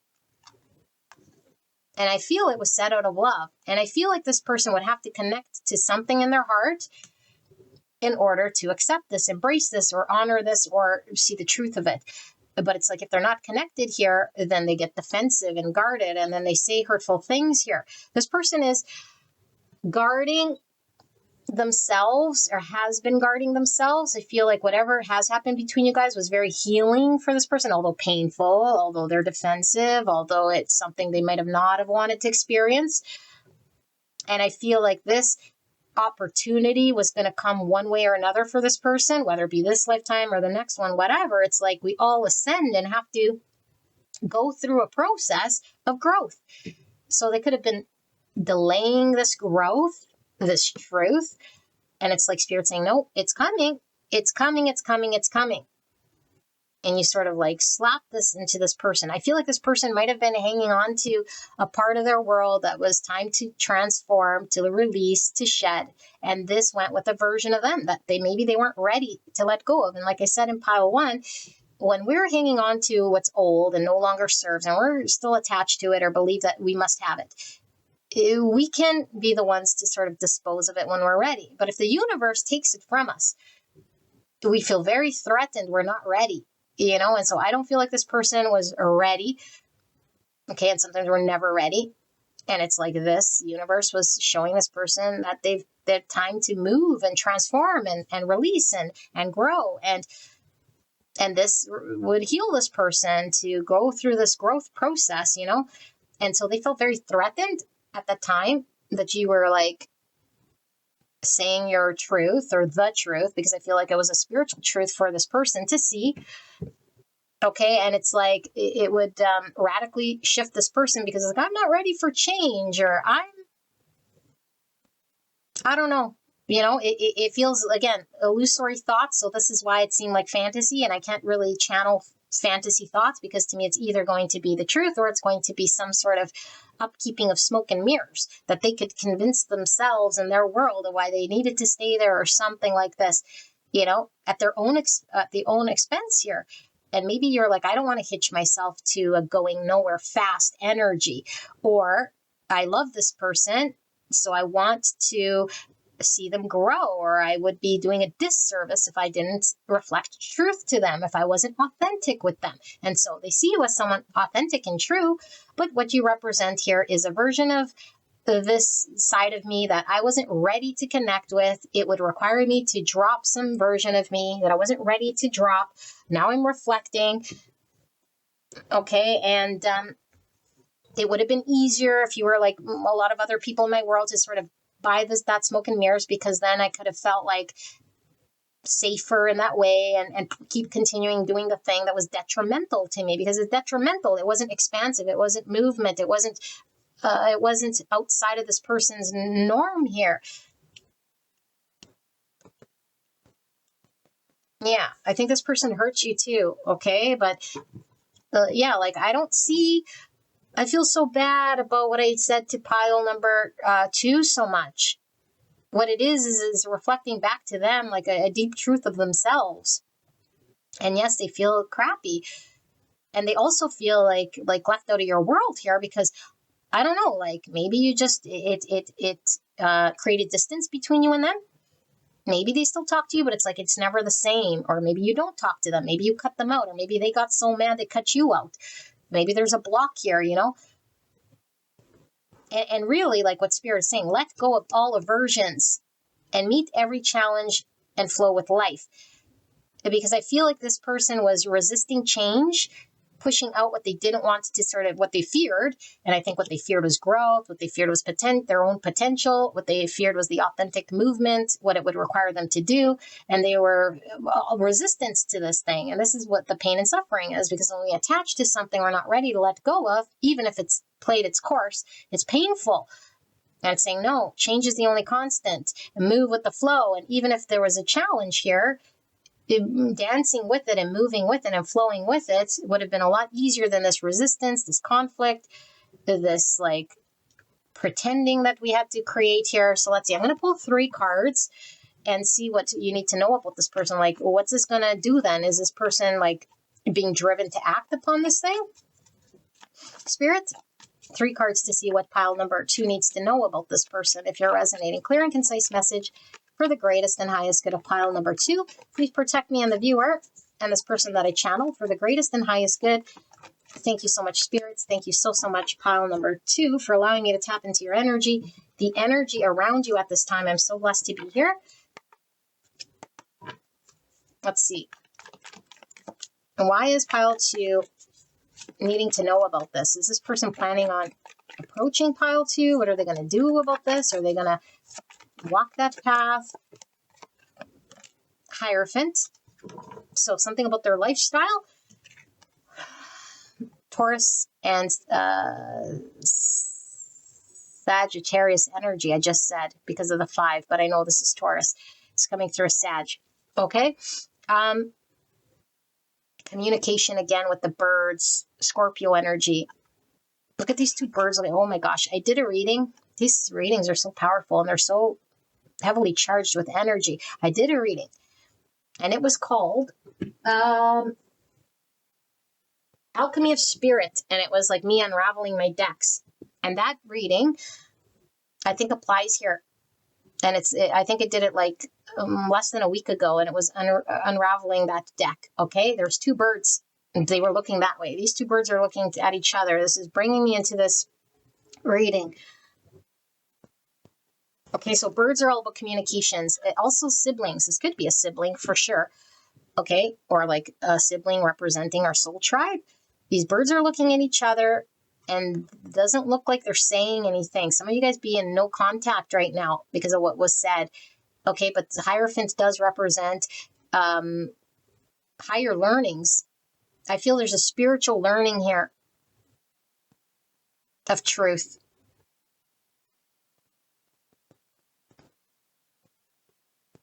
And this person's lifestyle choices, or maybe how they were living their life, might have been something that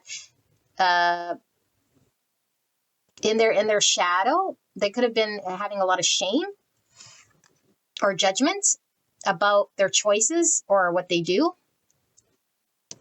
And maybe your interaction with this person highlighted this belief of theirs about who they are or why they got to do what they do or what they support or what they stand behind, what they represent. There's some sort of like homage to this lifestyle or this belief or this system, this structure, this group of friends or this society or this family structure or this way of being, whatever that represents, because all you guys different, but that commitment to that was stemmed from a wound or from an inauthenticity. So this could be as simple as you knowing this person has an authenticity that they should sort of stand behind because it's more true. Like, let's say you knew they were bisexual or something, or they were, not being truthful with their sexuality, but they were living like a married life or something, with the opposite sex. And it's like, that's coming through, okay, for some of you guys. Or like, they're in a marriage that's like, marriage keeps coming through. This person could have been married, okay, but it doesn't have to be. It's a lifestyle. But married, let's say, to someone you knew that didn't represent their truth or that they weren't connected to at the heart here. And it was like, I don't know that you outwardly told them, but there's this like recognition of greater truth here. And now it's created this division. It's like, now you see who I truly am, and that I was being weak-minded or a weak choice, or I was conditioned to be this person that's not aligned with me. And now in order for me to maybe connect to your good graces, like I'd have to eat crow, like I'd have to admit this thing. And obviously to admit we're bisexual, or to deal with a marriage I shouldn't be in, or to challenge that society or that religion. It could be a religious thing. Maybe they were in a cult, or maybe they were in a group of people, or maybe their family was like brainwashing them, or there's a lifestyle here that could have been like, I don't know, like I was gonna say incestual, but I don't know that's going on. I don't know. Maybe there's some of you guys, but I don't know. Maybe like a plethora of lovers or something like this. I don't know. It felt very below themselves, and to each their own, for sure, if that's their calling. But this was inauthentic to them. It was a conditioned, a programmed thing, and it was a lie to self. And this is what this person is realizing through introspection. It's like, I've been, if I've been lying to myself, it's like, why am I displacing the anger onto you? But first we have to acknowledge that we weren't right. So I feel this person is reflecting on, I was not right. But they're not saying you were right. They're not saying that here, not here anyway. What they're saying here is, I'm looking deeper and I'm looking at this thing, and whoa, like there is something going on within me that's making me uncover a deeper truth here that I wasn't seeing before you came along, poking holes in my lie or my fantasy or my Hierophant life. Okay, but they're not connecting it to saying that you are like, oh, you're so right, this is what I'm going to do. I don't see that here, but we'll see. Spirit, what is going on here? What am I channeling here for pile number 2? This person, clear and concise message for the greatest and highest good of pile number 2.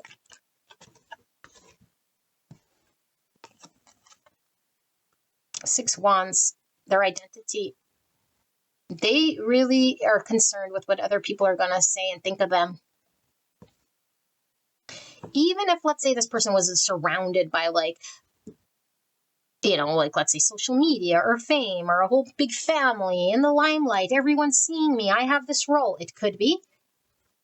But even if I played a little role, it's like, I'm so concerned with what others would think or say, and I have this role to play. and this identity that's so misaligned. And therefore, it's like, don't rock my river, don't poke holes in it. But it's like, are we doing it because it's really true and aligned, or are we doing it in order to upkeep some sort of illusion so we feel better, so we don't face growth, we don't face challenge, we don't move beyond this thing and stay there justifying it, saying, look at me. I don't know, this person might have thought they were like doing something right, you know? It's like, no, actually you're not necessarily aligned, so how could it be right? This person might want validation from people, and maybe you didn't validate them in the same way. I don't think you subscribed to this Hierophant. And if you did subscribe to this Hierophant, okay, whatever program they had, you were authentic to it, because Hierophant is not necessarily a bad thing if we're totally living authentic. Like marriage, it doesn't necessarily mean it's bad, because whatever, you sign the paper and it's like some religious belief, and some people really feel this is aligned with some greater calling. But we have to strip away the egoic understanding that society gives us. You need the paper, you need the marriage, or whatever. Okay, like you would be authentic to that if you had like if you were, I don't know, like again, if you were living a gay lifestyle, you know, it's like, or like straight, like whatever your thing was, it's like, but you're true to it. And it's like, this person was not true to their Hierophant, and they were doing it out of like a need to be seen in a way that they wanted to upkeep, that they were attached to that identity. And so when we're attached to an identity, when we're attached to this identity, we think this is us. And so when when that opinion becomes threatened, and you might have said blah blah blah about their religion, or blah blah blah about their gender, or da da da about their choice, or blah blah blah about their family, whatever you said. I don't think, like I said, it was criticizing or anything. It was just like a truth or a highlighting. This person took this as a threat on their self, their identity. And of course they get very defensive. That's like why people argue online, because it's like, if you dare threaten my opinion, you're like challenging my identity, you know? And the heavier we're attached to that belief, the more defensive we get, the more shattering it is when that identity crumbles. Who am I? Who am I without this program, this belief, this tradition, this understanding? Who am I? And I feel this person's going through some sort of like, what's it called?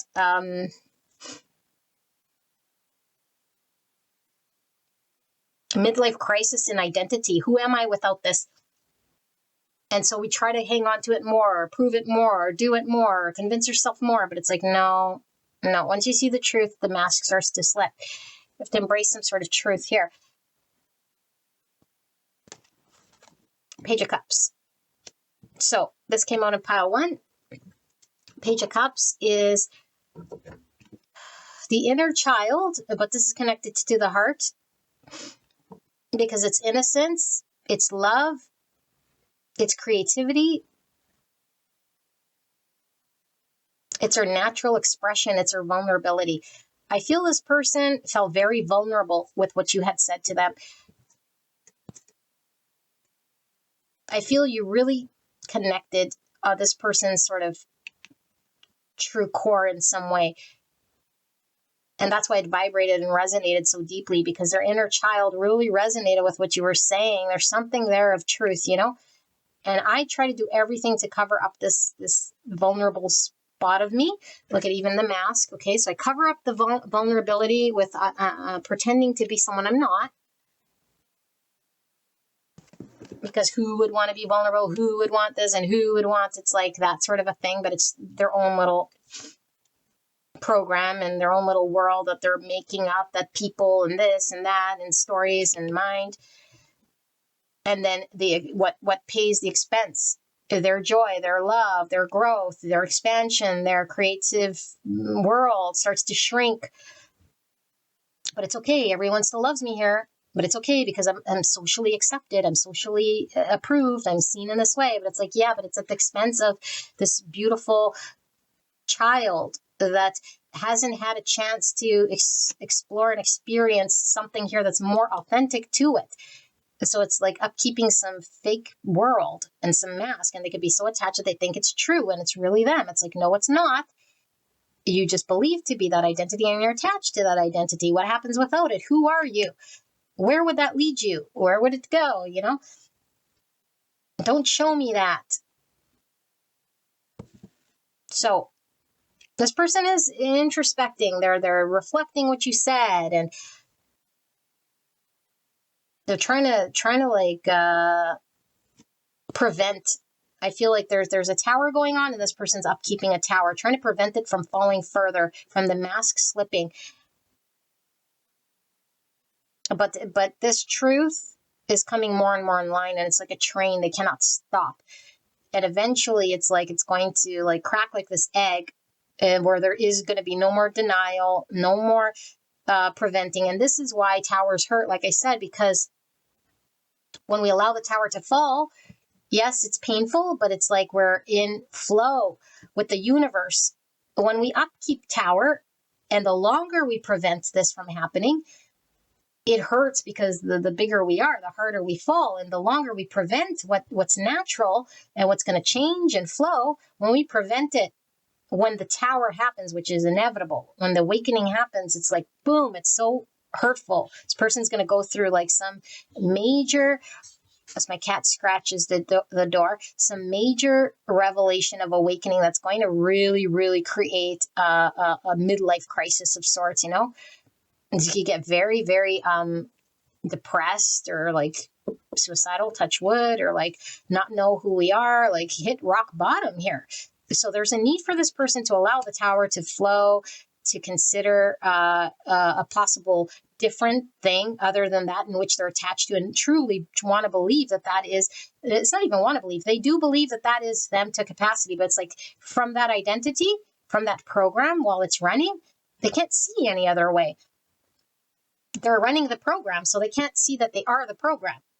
Until we undo the program, which is the tower, then we can see it running. Then we can see where it was programmed. But this person's running as if, you know, and believing this. That's why it's not.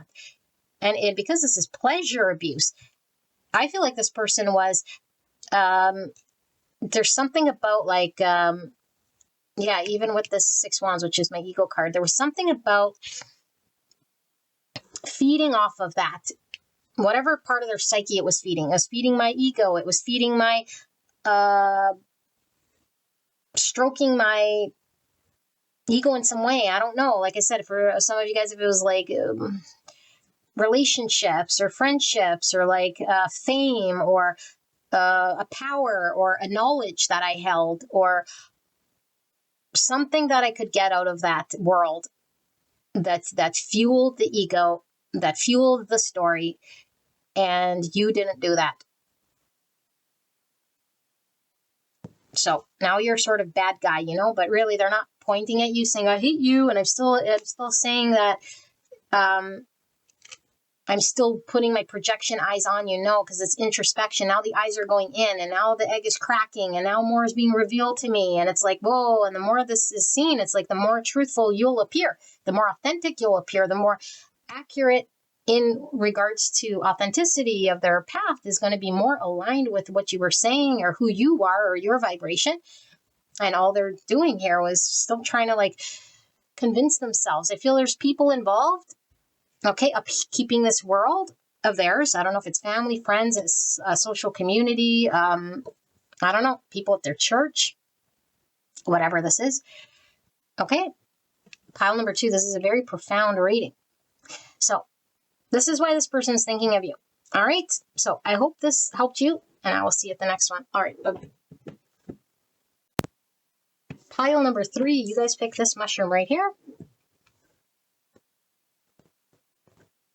And we're going to reveal the back side, and we're looking at who has you on their mind and why. Why does this person have you on their mind? Okay. So it's like, who has you constantly sort of running through their mind at this time? So the mushroom here is the blue Laertiomyces. Laertiomyces. Discover unknown. It's a step into the unknown. A new discovery awaits you. Wow. Okay, so we're going to dive into who this person can be to you and then why it is they're thinking of you. Okay, if this doesn't sound like someone you know, then it could be somebody that's coming into your awareness, but don't force it to be someone if you're not wanting to deal with this energy at all. Okay, and if it's your own energy, then go check out another pile. Okay, so who is this person, Spirit? We have solar eclipse with revolution 44. Oh my goodness, 44 is a master number. Integrity is a foundation. Treating the earth and home as temple. Manifestation and leadership. Leo, Aries energy, very strong from this solar eclipse revolution. Wow. All right. That's very powerful. And then we have vanity, solar. Solar, the sun is definitely vanity with the ego. Okay, this solar plexus is also ego. 39 and 3. 3 is divine feminine, 4 is divine masculine. Fixation, ego level, arrogance, vainglory, pride, disdain, sufficiency, high self-esteem. Type 3, the achiever, emotional center between appearance and authenticity. Taurus, Libra energy, divine feminine, like I said, divine masculine. Even 4 here is Aries. Okay, and then we have 22. 22 is a master number. Peacemaker, diplomacy, healthy energetic boundaries, divinely guided relationships. Another 4. 4, 4, 4. 4 is all about structure, foundation, stability, planning, pragmatism, material reality, and problem solving. It says conformism, platitude, routine, dullness, monotony, and mediocrity. Type for the individualist emotional center between lack and abundance. Purple is, it could be third eye, it could be crown chakra. I'm feeling spiritual energy coming from this. Wow, 22 is half of 44 as well. Something about doubling up. Discover the unknown. Pisces energy coming through very strong. 47, reality, crown. Wow. So in this deck, the crown chakra is this color. It looks white here. So this 47 is an 8, reality. So what is reality? Reality is that which the divine knows is truth, not through the veil of distortion or projection or ego. It's the absolute truth. And most of us can't, well, not most of us, none of us can connect an absolute truth unless we're the divine, because the divine sees all, knows all, and it doesn't have a filter. And we have the projection or the veil. So our genetics, our experience, our program or conditioning, our veil of projection creates our reality. And there's something about the truth coming through here with the crown. Wow. I'll show you this one as well.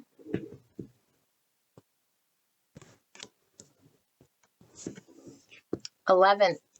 No. Yeah, 11. Another master number. Master number, master number, master number.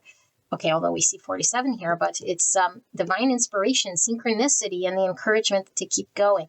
All right, and then we have the vow, 54, or the number 9. Look at that, the vow. Okay, that's pretty self-explanatory. Look at all this yellow. Okay. Wow. Why is this person thinking of pile number 3? We have 8 of Wands. 8 Wands talk about travel and talk about communication. Look at all the crows. Crows are also about communication. Crows symbolize messages coming from other dimensions, other worlds, transformation, heavy Scorpio energy from the crow as well. Okay, let me have you, number 7. Oh my goodness.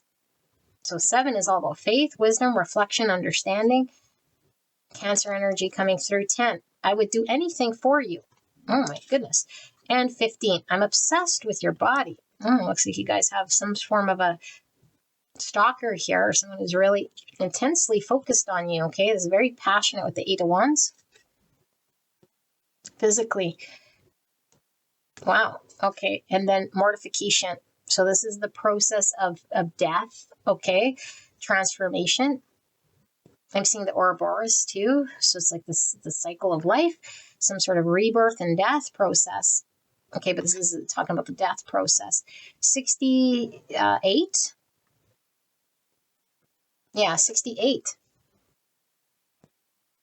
which is 14 Sagittarius energy and then Scorpio energy. Okay, and then we have Mercury, Saturn. This is 8 wands energy with the Mercury communications, also mine. Saturn is a ruling planet for Capricorn, Aquarius. Mercury is a ruling planet for Virgo, Gemini. 24 is the number 6. 6 is lovers, devil. I feel devil energy here, Capricorn.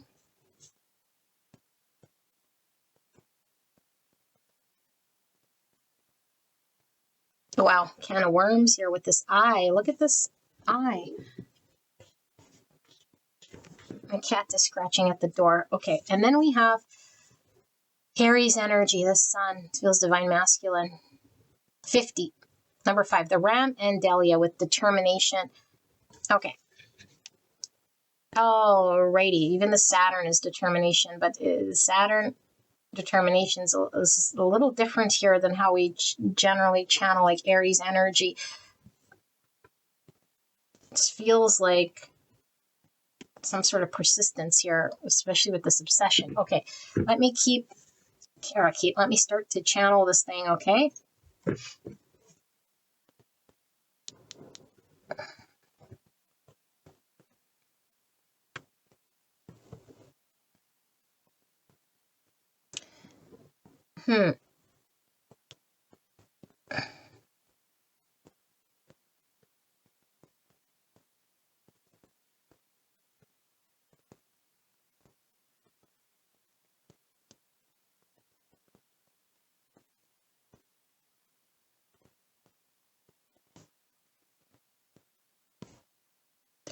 Pile number 3. Wow. Powerful readings today for sure. Who is this person?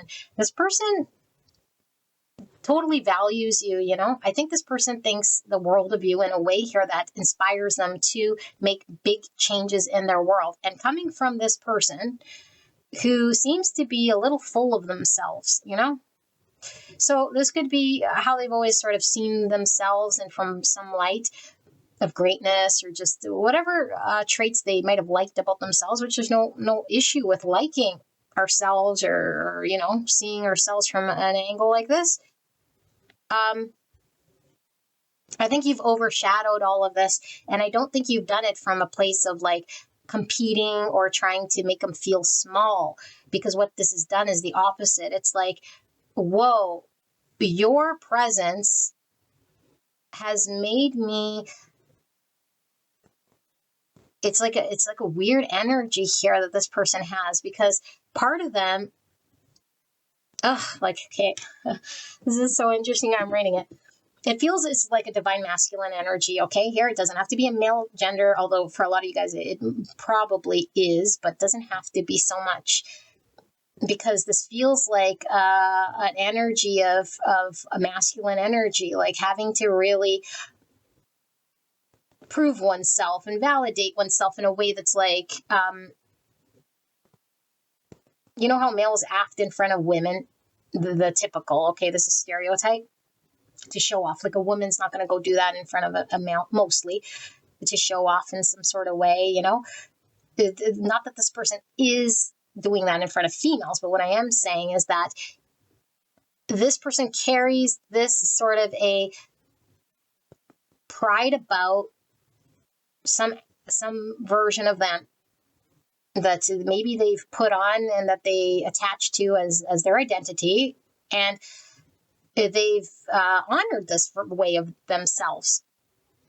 But what they're finding out here in your presence, whether you're still in their world or not, is sort of irrelevant here, because I don't see it. For a lot of you guys, you might still be around this person for sure.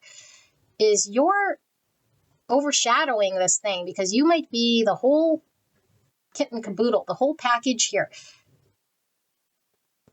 And so you make this person sort of second guess that part of them, but it's not from this like second guess and now I suck. It's like, whoa, like I'm inspired and I strive, and there's an energy of like, it's like this person sees you as like their hero in some way. You know how when we worship someone, that's like we inspire to be like. It's kind of like this. So even if this is like silent, this is what's sort of happening here. I feel like this person does feel spiritually connected to you with this 22. Like I said, it feels like it's divinely guided relationship between you and this person, whether it's revealed what the revelation was. I feel that it's been showing them a part of themselves that I feel they're needing to sit with more so they could see themselves accurately. I feel this person had an idea of the world and themselves in it, like it was truth. And then your presence, so maybe you're very awakened, okay, or maybe you just, yeah, you could be very conscious, you could be very awakened, or you could just outshine the energy of truths in some way. That's made this person really sort of understand that maybe who they thought they were or what they were valuing in their world or what they were committing to was sort of small potatoes. I don't know what other word to use. This person is on a journey of becoming a better person thanks to you. I feel like there's an ascension. There's a desire to grow in a way here that is higher than that in which they're at. Okay? I'm not saying they're like, yay, I want to do all this tough work so I could become better. No, but it's like you inspire me to be a better person, to do better. Like, I feel this person is like a ride or die fan of yours. Okay? And I do feel like this person is seeing the universe differently, but specifically, like I said, how they've been engaged in the universe or their own deficiencies as it's been. But I don't think you make this person feel bad, because when people make a zero deficiency, we could like not like being around them, or at least the subconscious, because like I feel like shit after I'm with someone who has their shit together. This is like seeing you makes me realize what's possible for me. So I could have growth. I could like move beyond, maybe move beyond what I thought that I was capable of being or doing. So it comes from, I don't know, like maybe you support this person's confidence of growth. It feels like a helping hand to reach a higher level, however you do it. It feels like it makes this person feel good about themselves. But because sometimes, like I said, if they see someone who's like doing well or like in a higher level, let's say whatever it may be, at work, spiritually, good looking, I don't know, has their business together, whatever this might be, because this could be business partners, whatever. I feel it is divine though. Okay. But we could, like I said, like bring the shadow and like feel worse or like not want to rise up to the occasion.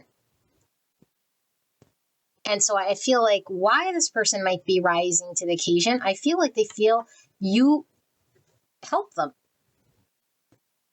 I don't know if maybe you've given this person confidence by what you say to them or how, because it doesn't feel like saying too much. It feels more like what you do for them and how you're there for them and how loyal maybe you are to them. They're definitely loyal to you. There seems to be a loyalty here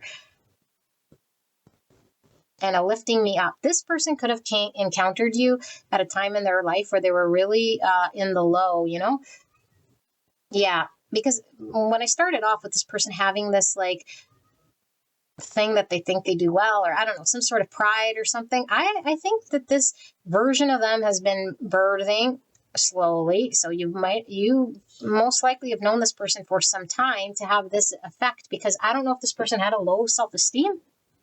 It seems to me like there was maybe a low point in their life and they might have had an untrue belief, like a detrimental belief that wasn't conducive to who they truly are, that they thought that they couldn't or wouldn't or something like this. But then they might have also carried another maybe egoic belief.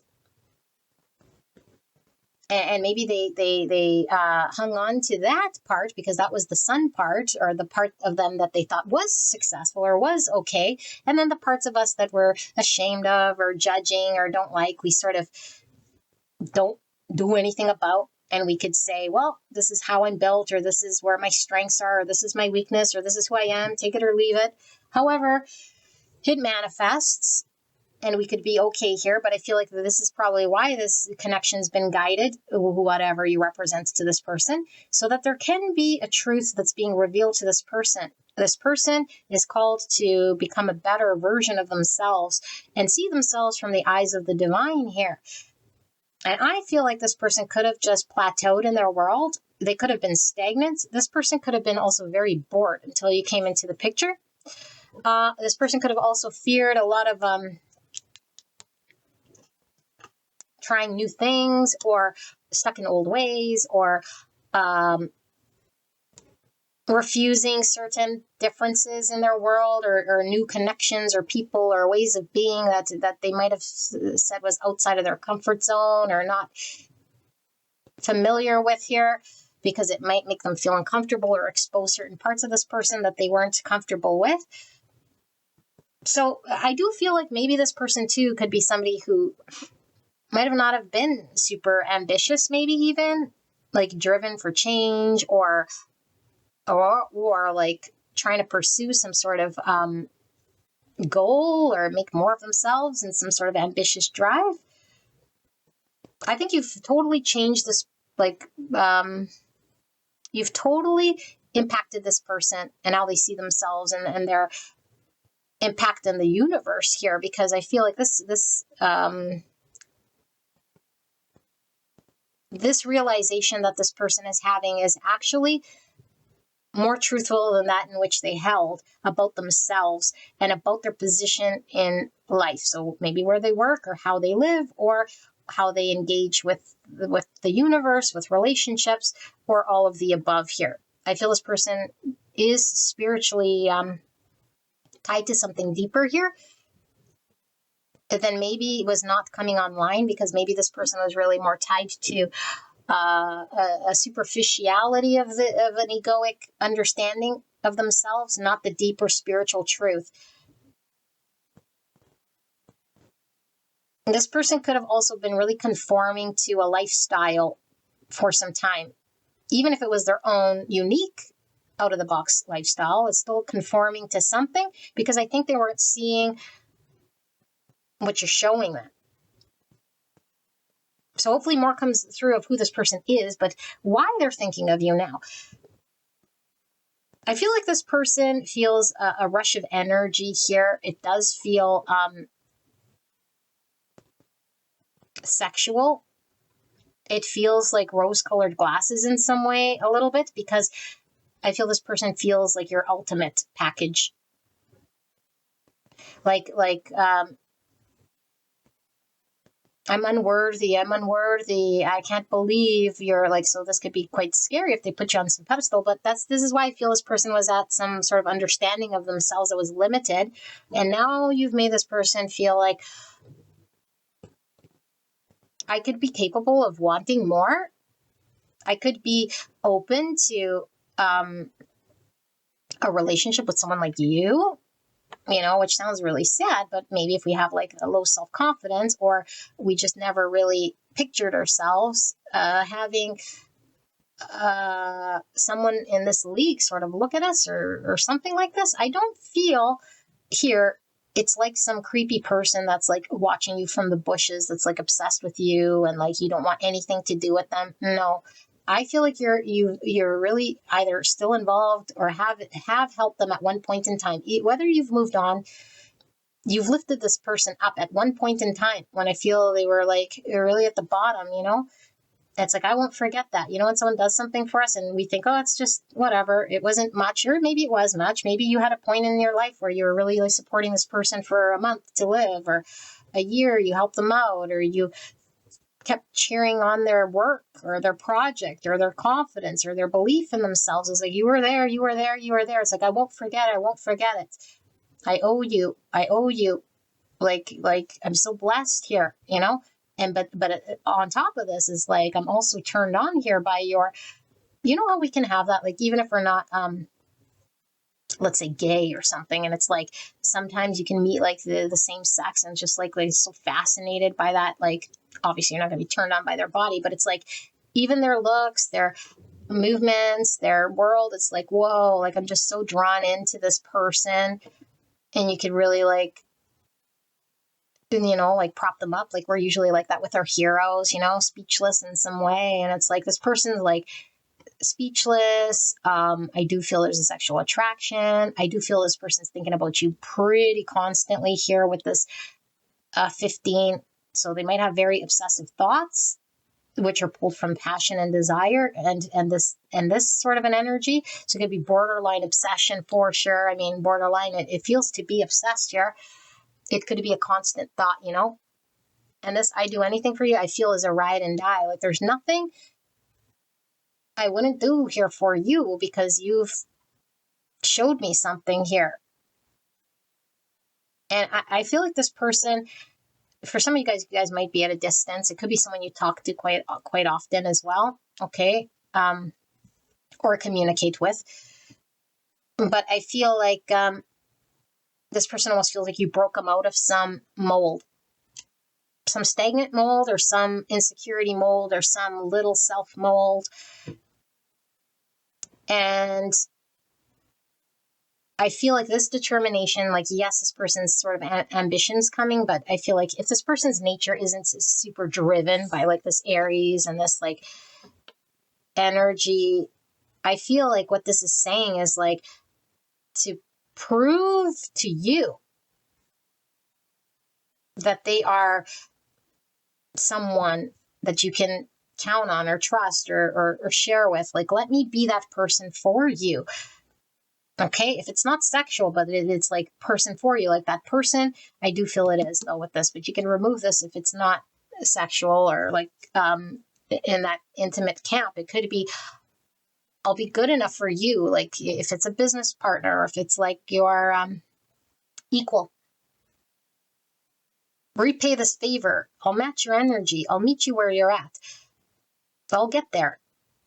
I'll do what it takes, even if this means shifting, changing, opening up a can of worms, releasing certain things that maybe I was used to or that I thought I needed or whatever, that I was committed to, because there might have been what's it called? A misaligned commitment, or having to shift their commitments to something different that supports some greater truth. And it's like, I can see more true and more clear. And I can understand that there's certain things that will have to fall away in my world. And even if I'm having a hard time, because I can't just snap my fingers and be there perfect in a way that I feel you deserve, or at the level in which I would be deserving of you. It's like I'm willing to do what it takes as long as it takes to get there and to do the things here that I might not understand just yet and be determined to get there. I feel like there is a very fiery energy of intensity towards you. This person might go very flush when they think of you. Their ears might go red. They might have a hard time sort of staring at you or looking you in the eyes. Like shyness could kick in here.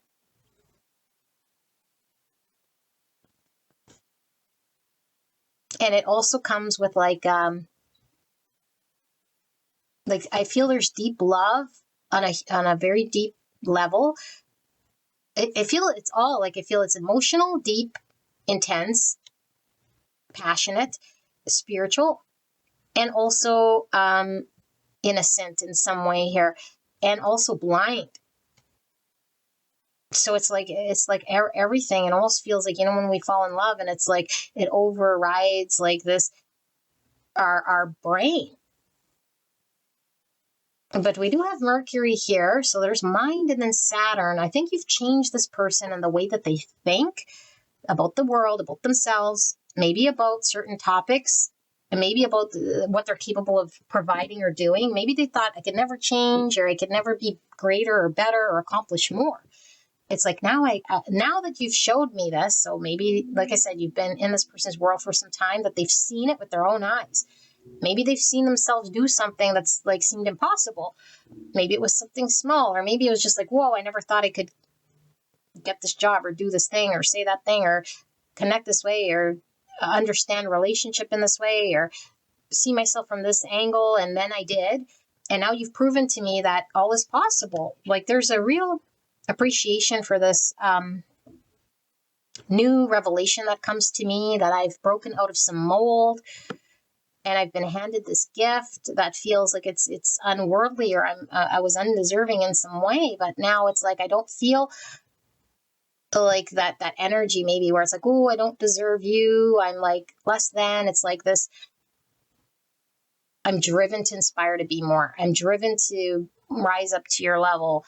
I want to do great by you, and I want you to be proud of me. I want you to see me and my growth and be proud of what I can accomplish.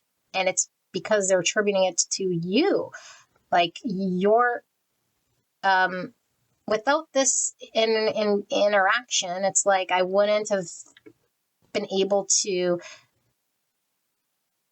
be inspired to even want to open this door. So there's a lot of this sort of recognition how powerful your relationship is with this person, but the impact you've had in their world, and then the appreciation for what you have done for this person. This person also sees you as someone who might be very spiritual. Maybe you're very much hold a high standard, it feels here. So it could be like your standard is so high that's like, in order for me to like really do good by you or feel like I'm living in authenticity, I too am held to this high standard or want to hold myself to this standard. And I don't know that I could meet it, but I feel like when I'm around you, it sort of brings me up to that higher standard.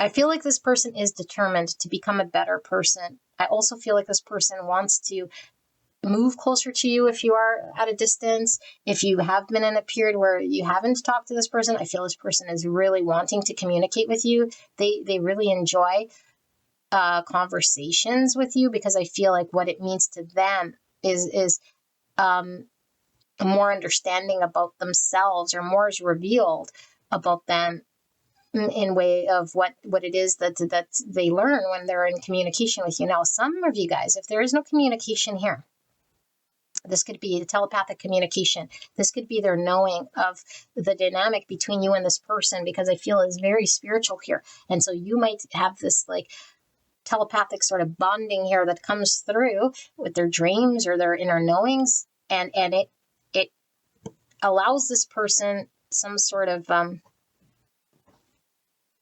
foundation to sort of leap themselves up higher. And I feel like this unknown would have been something scary for this person, whatever this new unknown is for them, that I feel like the foundation to allow themselves to experience unknown is like shifting due to this connection or this energy that you've brought in here. Yeah. So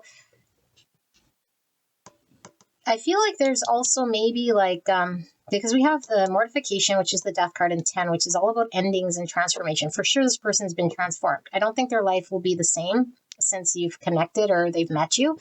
Okay, which is very profound. Like they'll know life before I met you and life after, sort of like a milestone for this person. But I also feel like there might be like a significant shift in this dynamic. You know, it might have started one way, but I feel like some of you guys might have experienced an ending, and maybe it's like you've let this person go, or maybe you've moved on, or maybe you just haven't talked to them in a while, or there was a major cycle of the old version of them that they're like transforming out of in order to be a new version here, because it's like I'm determined to be that in which you saw in me, or that you've showed me that I could be, and I want you to have me in that energy, because I want you to desire me. I want you to be able to be proud of me and inspired by me. So I don't know what this Mercury Saturn is pulling through so much right now, but I want to read it. Let me get the book if I can find it. Is it here? Sorry guys, I'm just trying to see with my eyes without moving.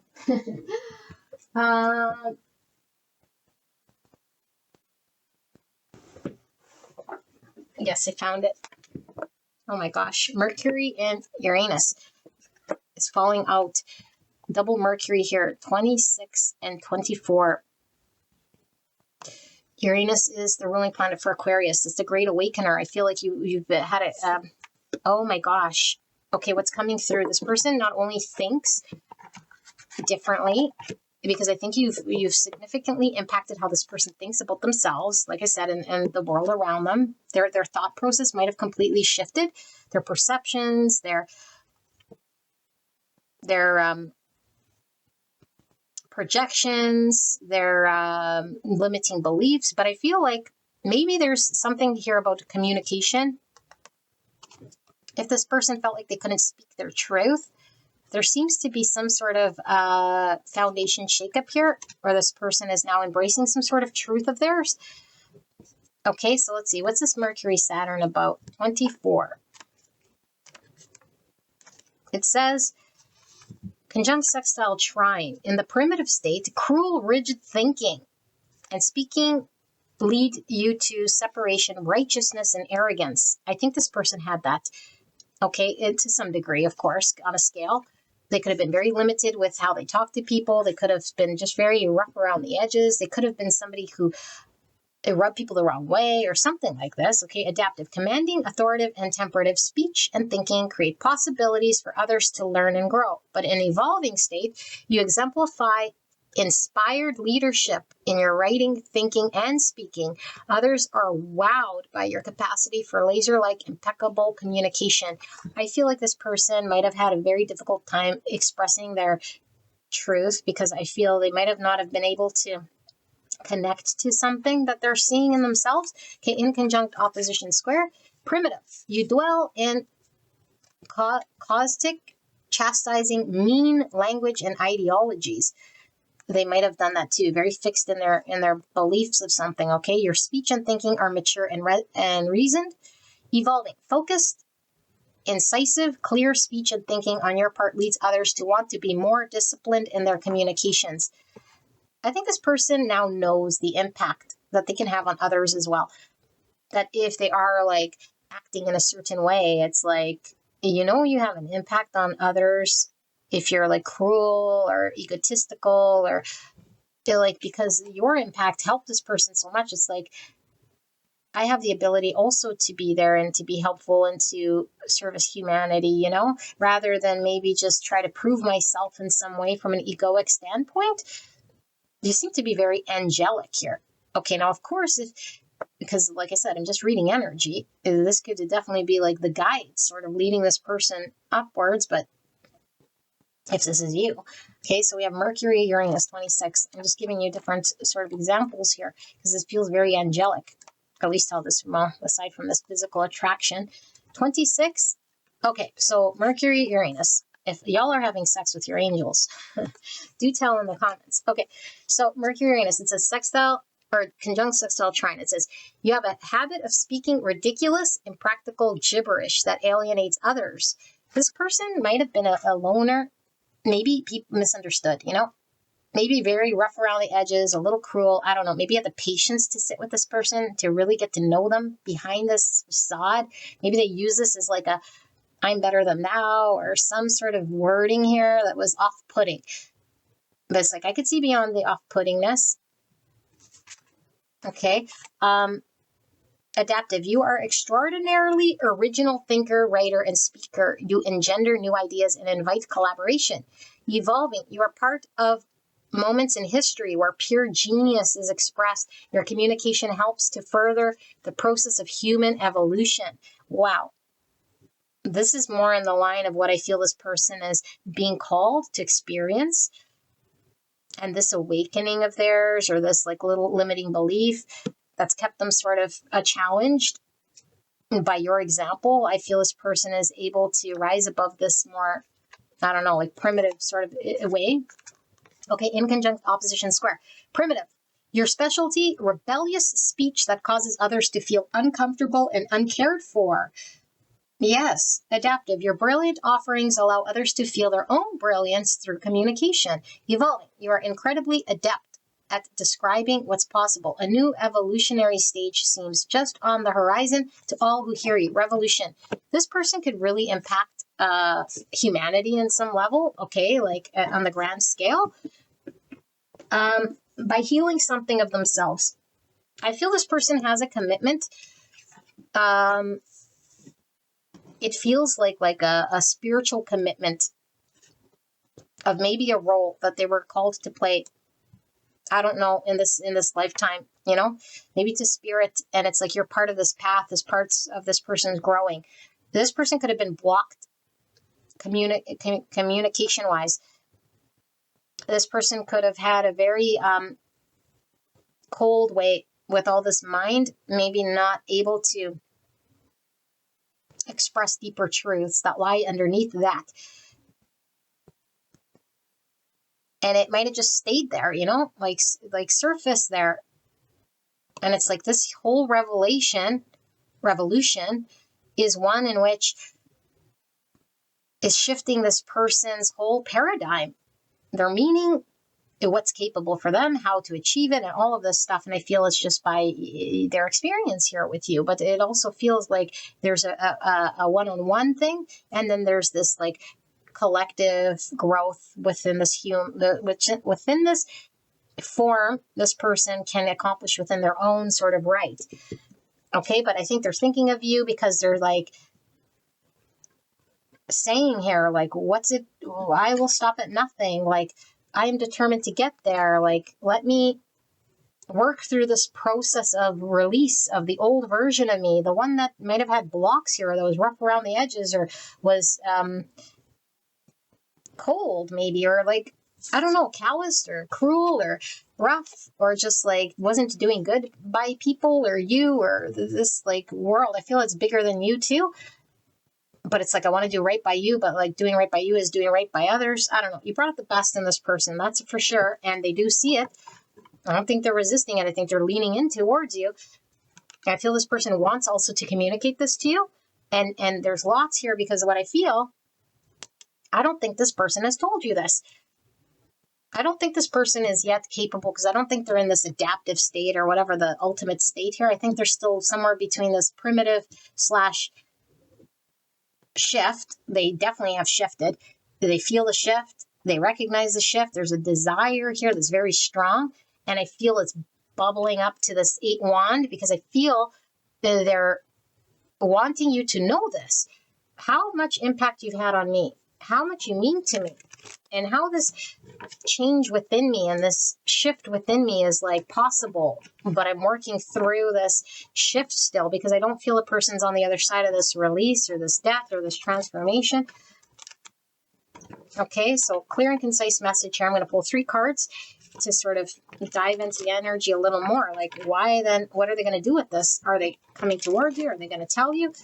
A spirit, clear and concise message for the greatest and highest good of pile number 3. Pile 3, the person that's thinking of pile 3 and has them on their mind. Can we take a look at this energy? Why is this person feeling this way? What are they going to do with this? What does pile 3 need to know? Clear and concise message for the greatest and highest good of pile 3 of this person. Please protect me and the viewer as I channel this message for the greatest and highest good. Thank you so much, Spirit. We have the Knight of Cups. This person has so much love for you. They want to express their emotions. They want to be your knight in shining armor. This person wants you to know how much they love them, how much they love you. They want to express this to you. They want to show you. They want to make you feel good with this Knight of Cups. And I do feel they're wanting to do this, and they're like, I'm going to release what's getting in the way of me expressing my emotions, and I'm determined to do this, to communicate this, to show you this, and to make you feel some sort of way here. Okay, 7 of Wands. So I feel like this person is now deciding what matters is to prove my position. Okay, because 7 of Wands could be like defensive and keeping out. I feel this person has been quite defensive of their position, but I feel like this is fighting for what matters. This is this, I will do anything for you, 7 Wand energy. What hill do I got to climb? What do I got to do here? Okay, this is what their energy is saying. I don't feel like this person has shown this. I feel this person's been very 7 wands. I feel like they've been guarding their emotions. I don't think you might even know that this person has this deep feels for you here. They could be very fearful of rejection or just blocked when it comes to expressing this feel. You know, like this deep feels that they have here. Might be very uncomfortable. Lots of wands, lots of passion. Clear and concise message for pile number 3. The 7 swords. This person has been not honest. They've been denying, suppressing, avoiding, communicating with you their true feels here. Okay, that's what the 7 swords is. And this will stand to reason. Why does this person have you constantly on their mind? They haven't been honest with you. They could be like easy to read energetically, because this feels very, very like, I think you would know. I mean, if you're intuitive enough, and you seem to be, maybe you know, but this person has a deep feels here for you, but they seem to be hiding it behind lock and key. They seem to be someone who might be avoiding this intensity. And it's like, how do I communicate this? I want you to know, but I haven't done it. And even maybe they've lied about it if you've asked them. Maybe they haven't come right out and said it. You know, it's like, I don't want you to see, but it's like, I'm going to prove to you. I'm going to get there. I feel this person is overcoming this challenge. Yeah. It's like, I don't want to be defensive. I want to be able to express to you, but I'm not there. I have to release certain things about me, like doubts or like ways of being. Like this is very all about me energy. So when I don't want to be rejected, when I want to appear a certain way, I get defensive, guarded, and I start to do things that might be hurting other people around me, but it's a fight or flight energy, but it's not in the highest. And like, you're showing me to be in my highest, and I want to be able to communicate with you. But yeah, and then the crows for sure, because the crows for me are talking about Scorpio energy, which is the transformation, release, and what was released. Like, all these crows are sitting on all of these wands, because I feel like everything that I wanted to be able to say, like there has to be a transformation done within this energy for me to be able to express this, a transmutation from defensiveness and avoidance and like this sort of keeping it a secret, keeping it hidden from you, to being out in the open. But wow, like this would be very scary, you know? Very scary to just come out in the open. So for this group, I just want to see, like, what do you need to know about this, though? Like, this is why you're in their mind. Like, they're not being honest with you. So maybe you know who this is, and maybe you kind of had a suspicion, but it's like, do they feel more? Why are they being weird around me? I don't know. Like, are they a stalker here? Like, who is it? What are we seeing here, Spirit? Oh my goodness. Thank you for that. 3 of Cups. So if it's someone you're not talking with, they do want to reconcile. Someone you're friends with for sure, you could still be in communication with them. Someone who has a very good time with you, or they have they feel they have a very good time with you, consider you as a very good friend. Hermit, Virgo. Someone who could be very, we'll get into these. Somebody who could have a certain groups of friends, because this says monotony and mediocrity, routine. It could be, I haven't had any change of friends, because this person could be like a loner or isolated or very introverted. So they could have a very small group, consistent friends, or you pulled me out of my introversion or my, I don't know, depressed state. Like I said, they felt like they were in, I don't know, in some sort of introverted, lonely world in some way. But it's like this version of me that can experience friendship or like networking and like maybe coming out of my shell in some way, or like actually understand me. Like I could still be me in my sort of truthful way, but be understood and get along and fit in. Okay, but the 4 of Pentacles is being held back in the comfort zone, and then the 6 of Wands is this energy. I feel this person had a big ego about them. Okay, but it was stemmed from a lack of confidence in getting along or being seen or something like this in their world. And so they might have had to double down in their way of being. That might have been very hurtful to people in some way, but it's like keeping them stuck from growing. And it's like, it's something that they attach to as their identity of who they are, and they're comfortable in that world because I feel like this is who they wanted to pretend to be, but they weren't pretending.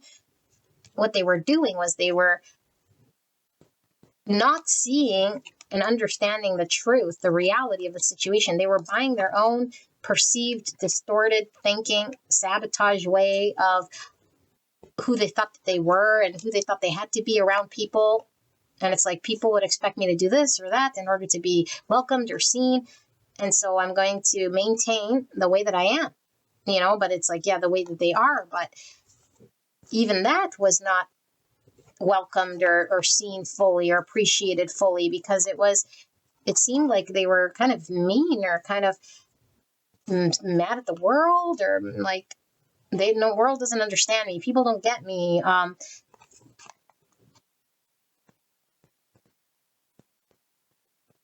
And there could have been a chip on their shoulder, I don't know. But I think you saw them, and I think you boosted their confidence. I think you're this person's biggest cheerleader. I feel this person is really hanging on to your energy, really like grabbing onto your energy, because I think you make this person feel like a success, or maybe they're like attached to your own success and they're like, if I'm attached to you, then success for me, or I like the way you see me, or the way you cheer me on, or the way you make me feel. Yeah. And like two polar opposite energies. This is like extroverted and outspoken and having fun, and this is like introverted and reflective and not really necessarily out there. So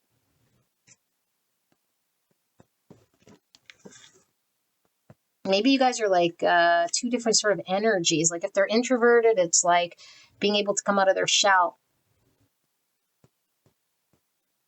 And you might have like a popular sort of energy because you feel very beautiful here. Like you might draw in a lot of attention. You might be in the limelight. You might be someone who is revered by a lot of people or celebrated here. And this person might be like, I feel held back. But like I said at the beginning, it's like you might have some sort of fame here, and this inspires this person to be like you. And it's like it makes them reflect more about who they are and what part of them they can share with collective, with other people, in order to embrace life and embrace parts of themselves, and sort of being this like uptight, blocked person here who might have felt very ordinary until you came on the picture, but it's like my ordinariness is so ordinary that I gotta like fight to be different.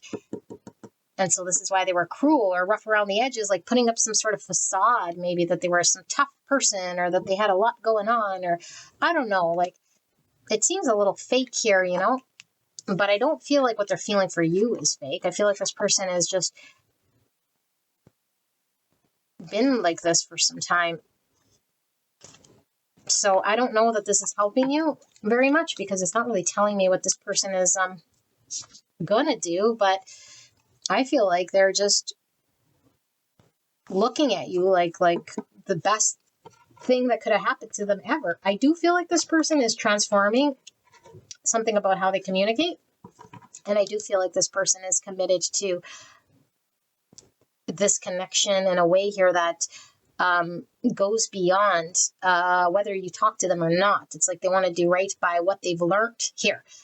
And if that means paying it forward to others, paying it forward to the collective, becoming a different person, version of them, it's like, I'm determined to do this. I will get there. I will do whatever it takes here, and I will go through, even if it takes me a very long time. This feels like a very strong Capricorn energy, you know, persistence, determination, and even with the Aries combined is like the confidence now to do this thing, you know, to be very persistent but determined with this newfound drive that you've given me will let me sort of prove this thing. Yeah. I feel there's one more. I'm so sorry. One more card here. Spirit's wanting me to pull to close out this reading. What does pile number 3 need to know? One more card. What is this message that pile 3's person has here? The Ace of Swords, the truth. So if they've been 7 swords, what time is it?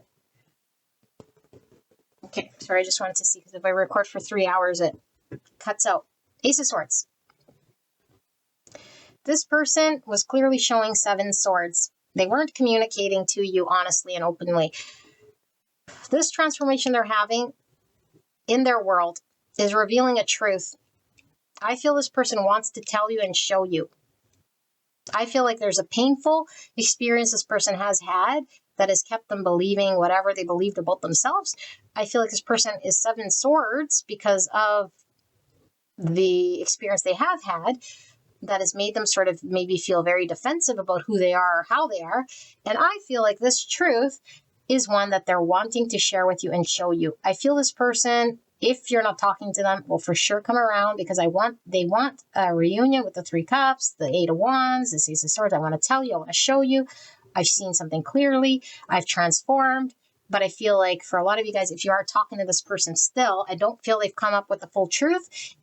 And I do feel they were very challenged with communication, but it's saying the way this person communicates is through their transformation. Watch this person change. That's the big thing. I would do anything for you. It's the doing that is louder for this person, because this person almost seems like they have a hard time, I don't know, eating humble pie, or like eating crow, or like words coming out. And it could just mean this person is limited with their vocabulary for whatever reason. So what I will show you is the truth of how you impacted me, you know? And if they could tell you, they would tell you. And this could, and again, like, this is why you're strong in their mind. I can't get it out. I've been 7 swords. I can't put words to this thing, even if they're limited, or if they have words, but it doesn't express this. It can't express this. It's like, I need you to know. I want you to see, know the truth. This is how I feel. This is what I can see. And I want you to recognize the profound transformation I've had is in regards to what I've experienced with you.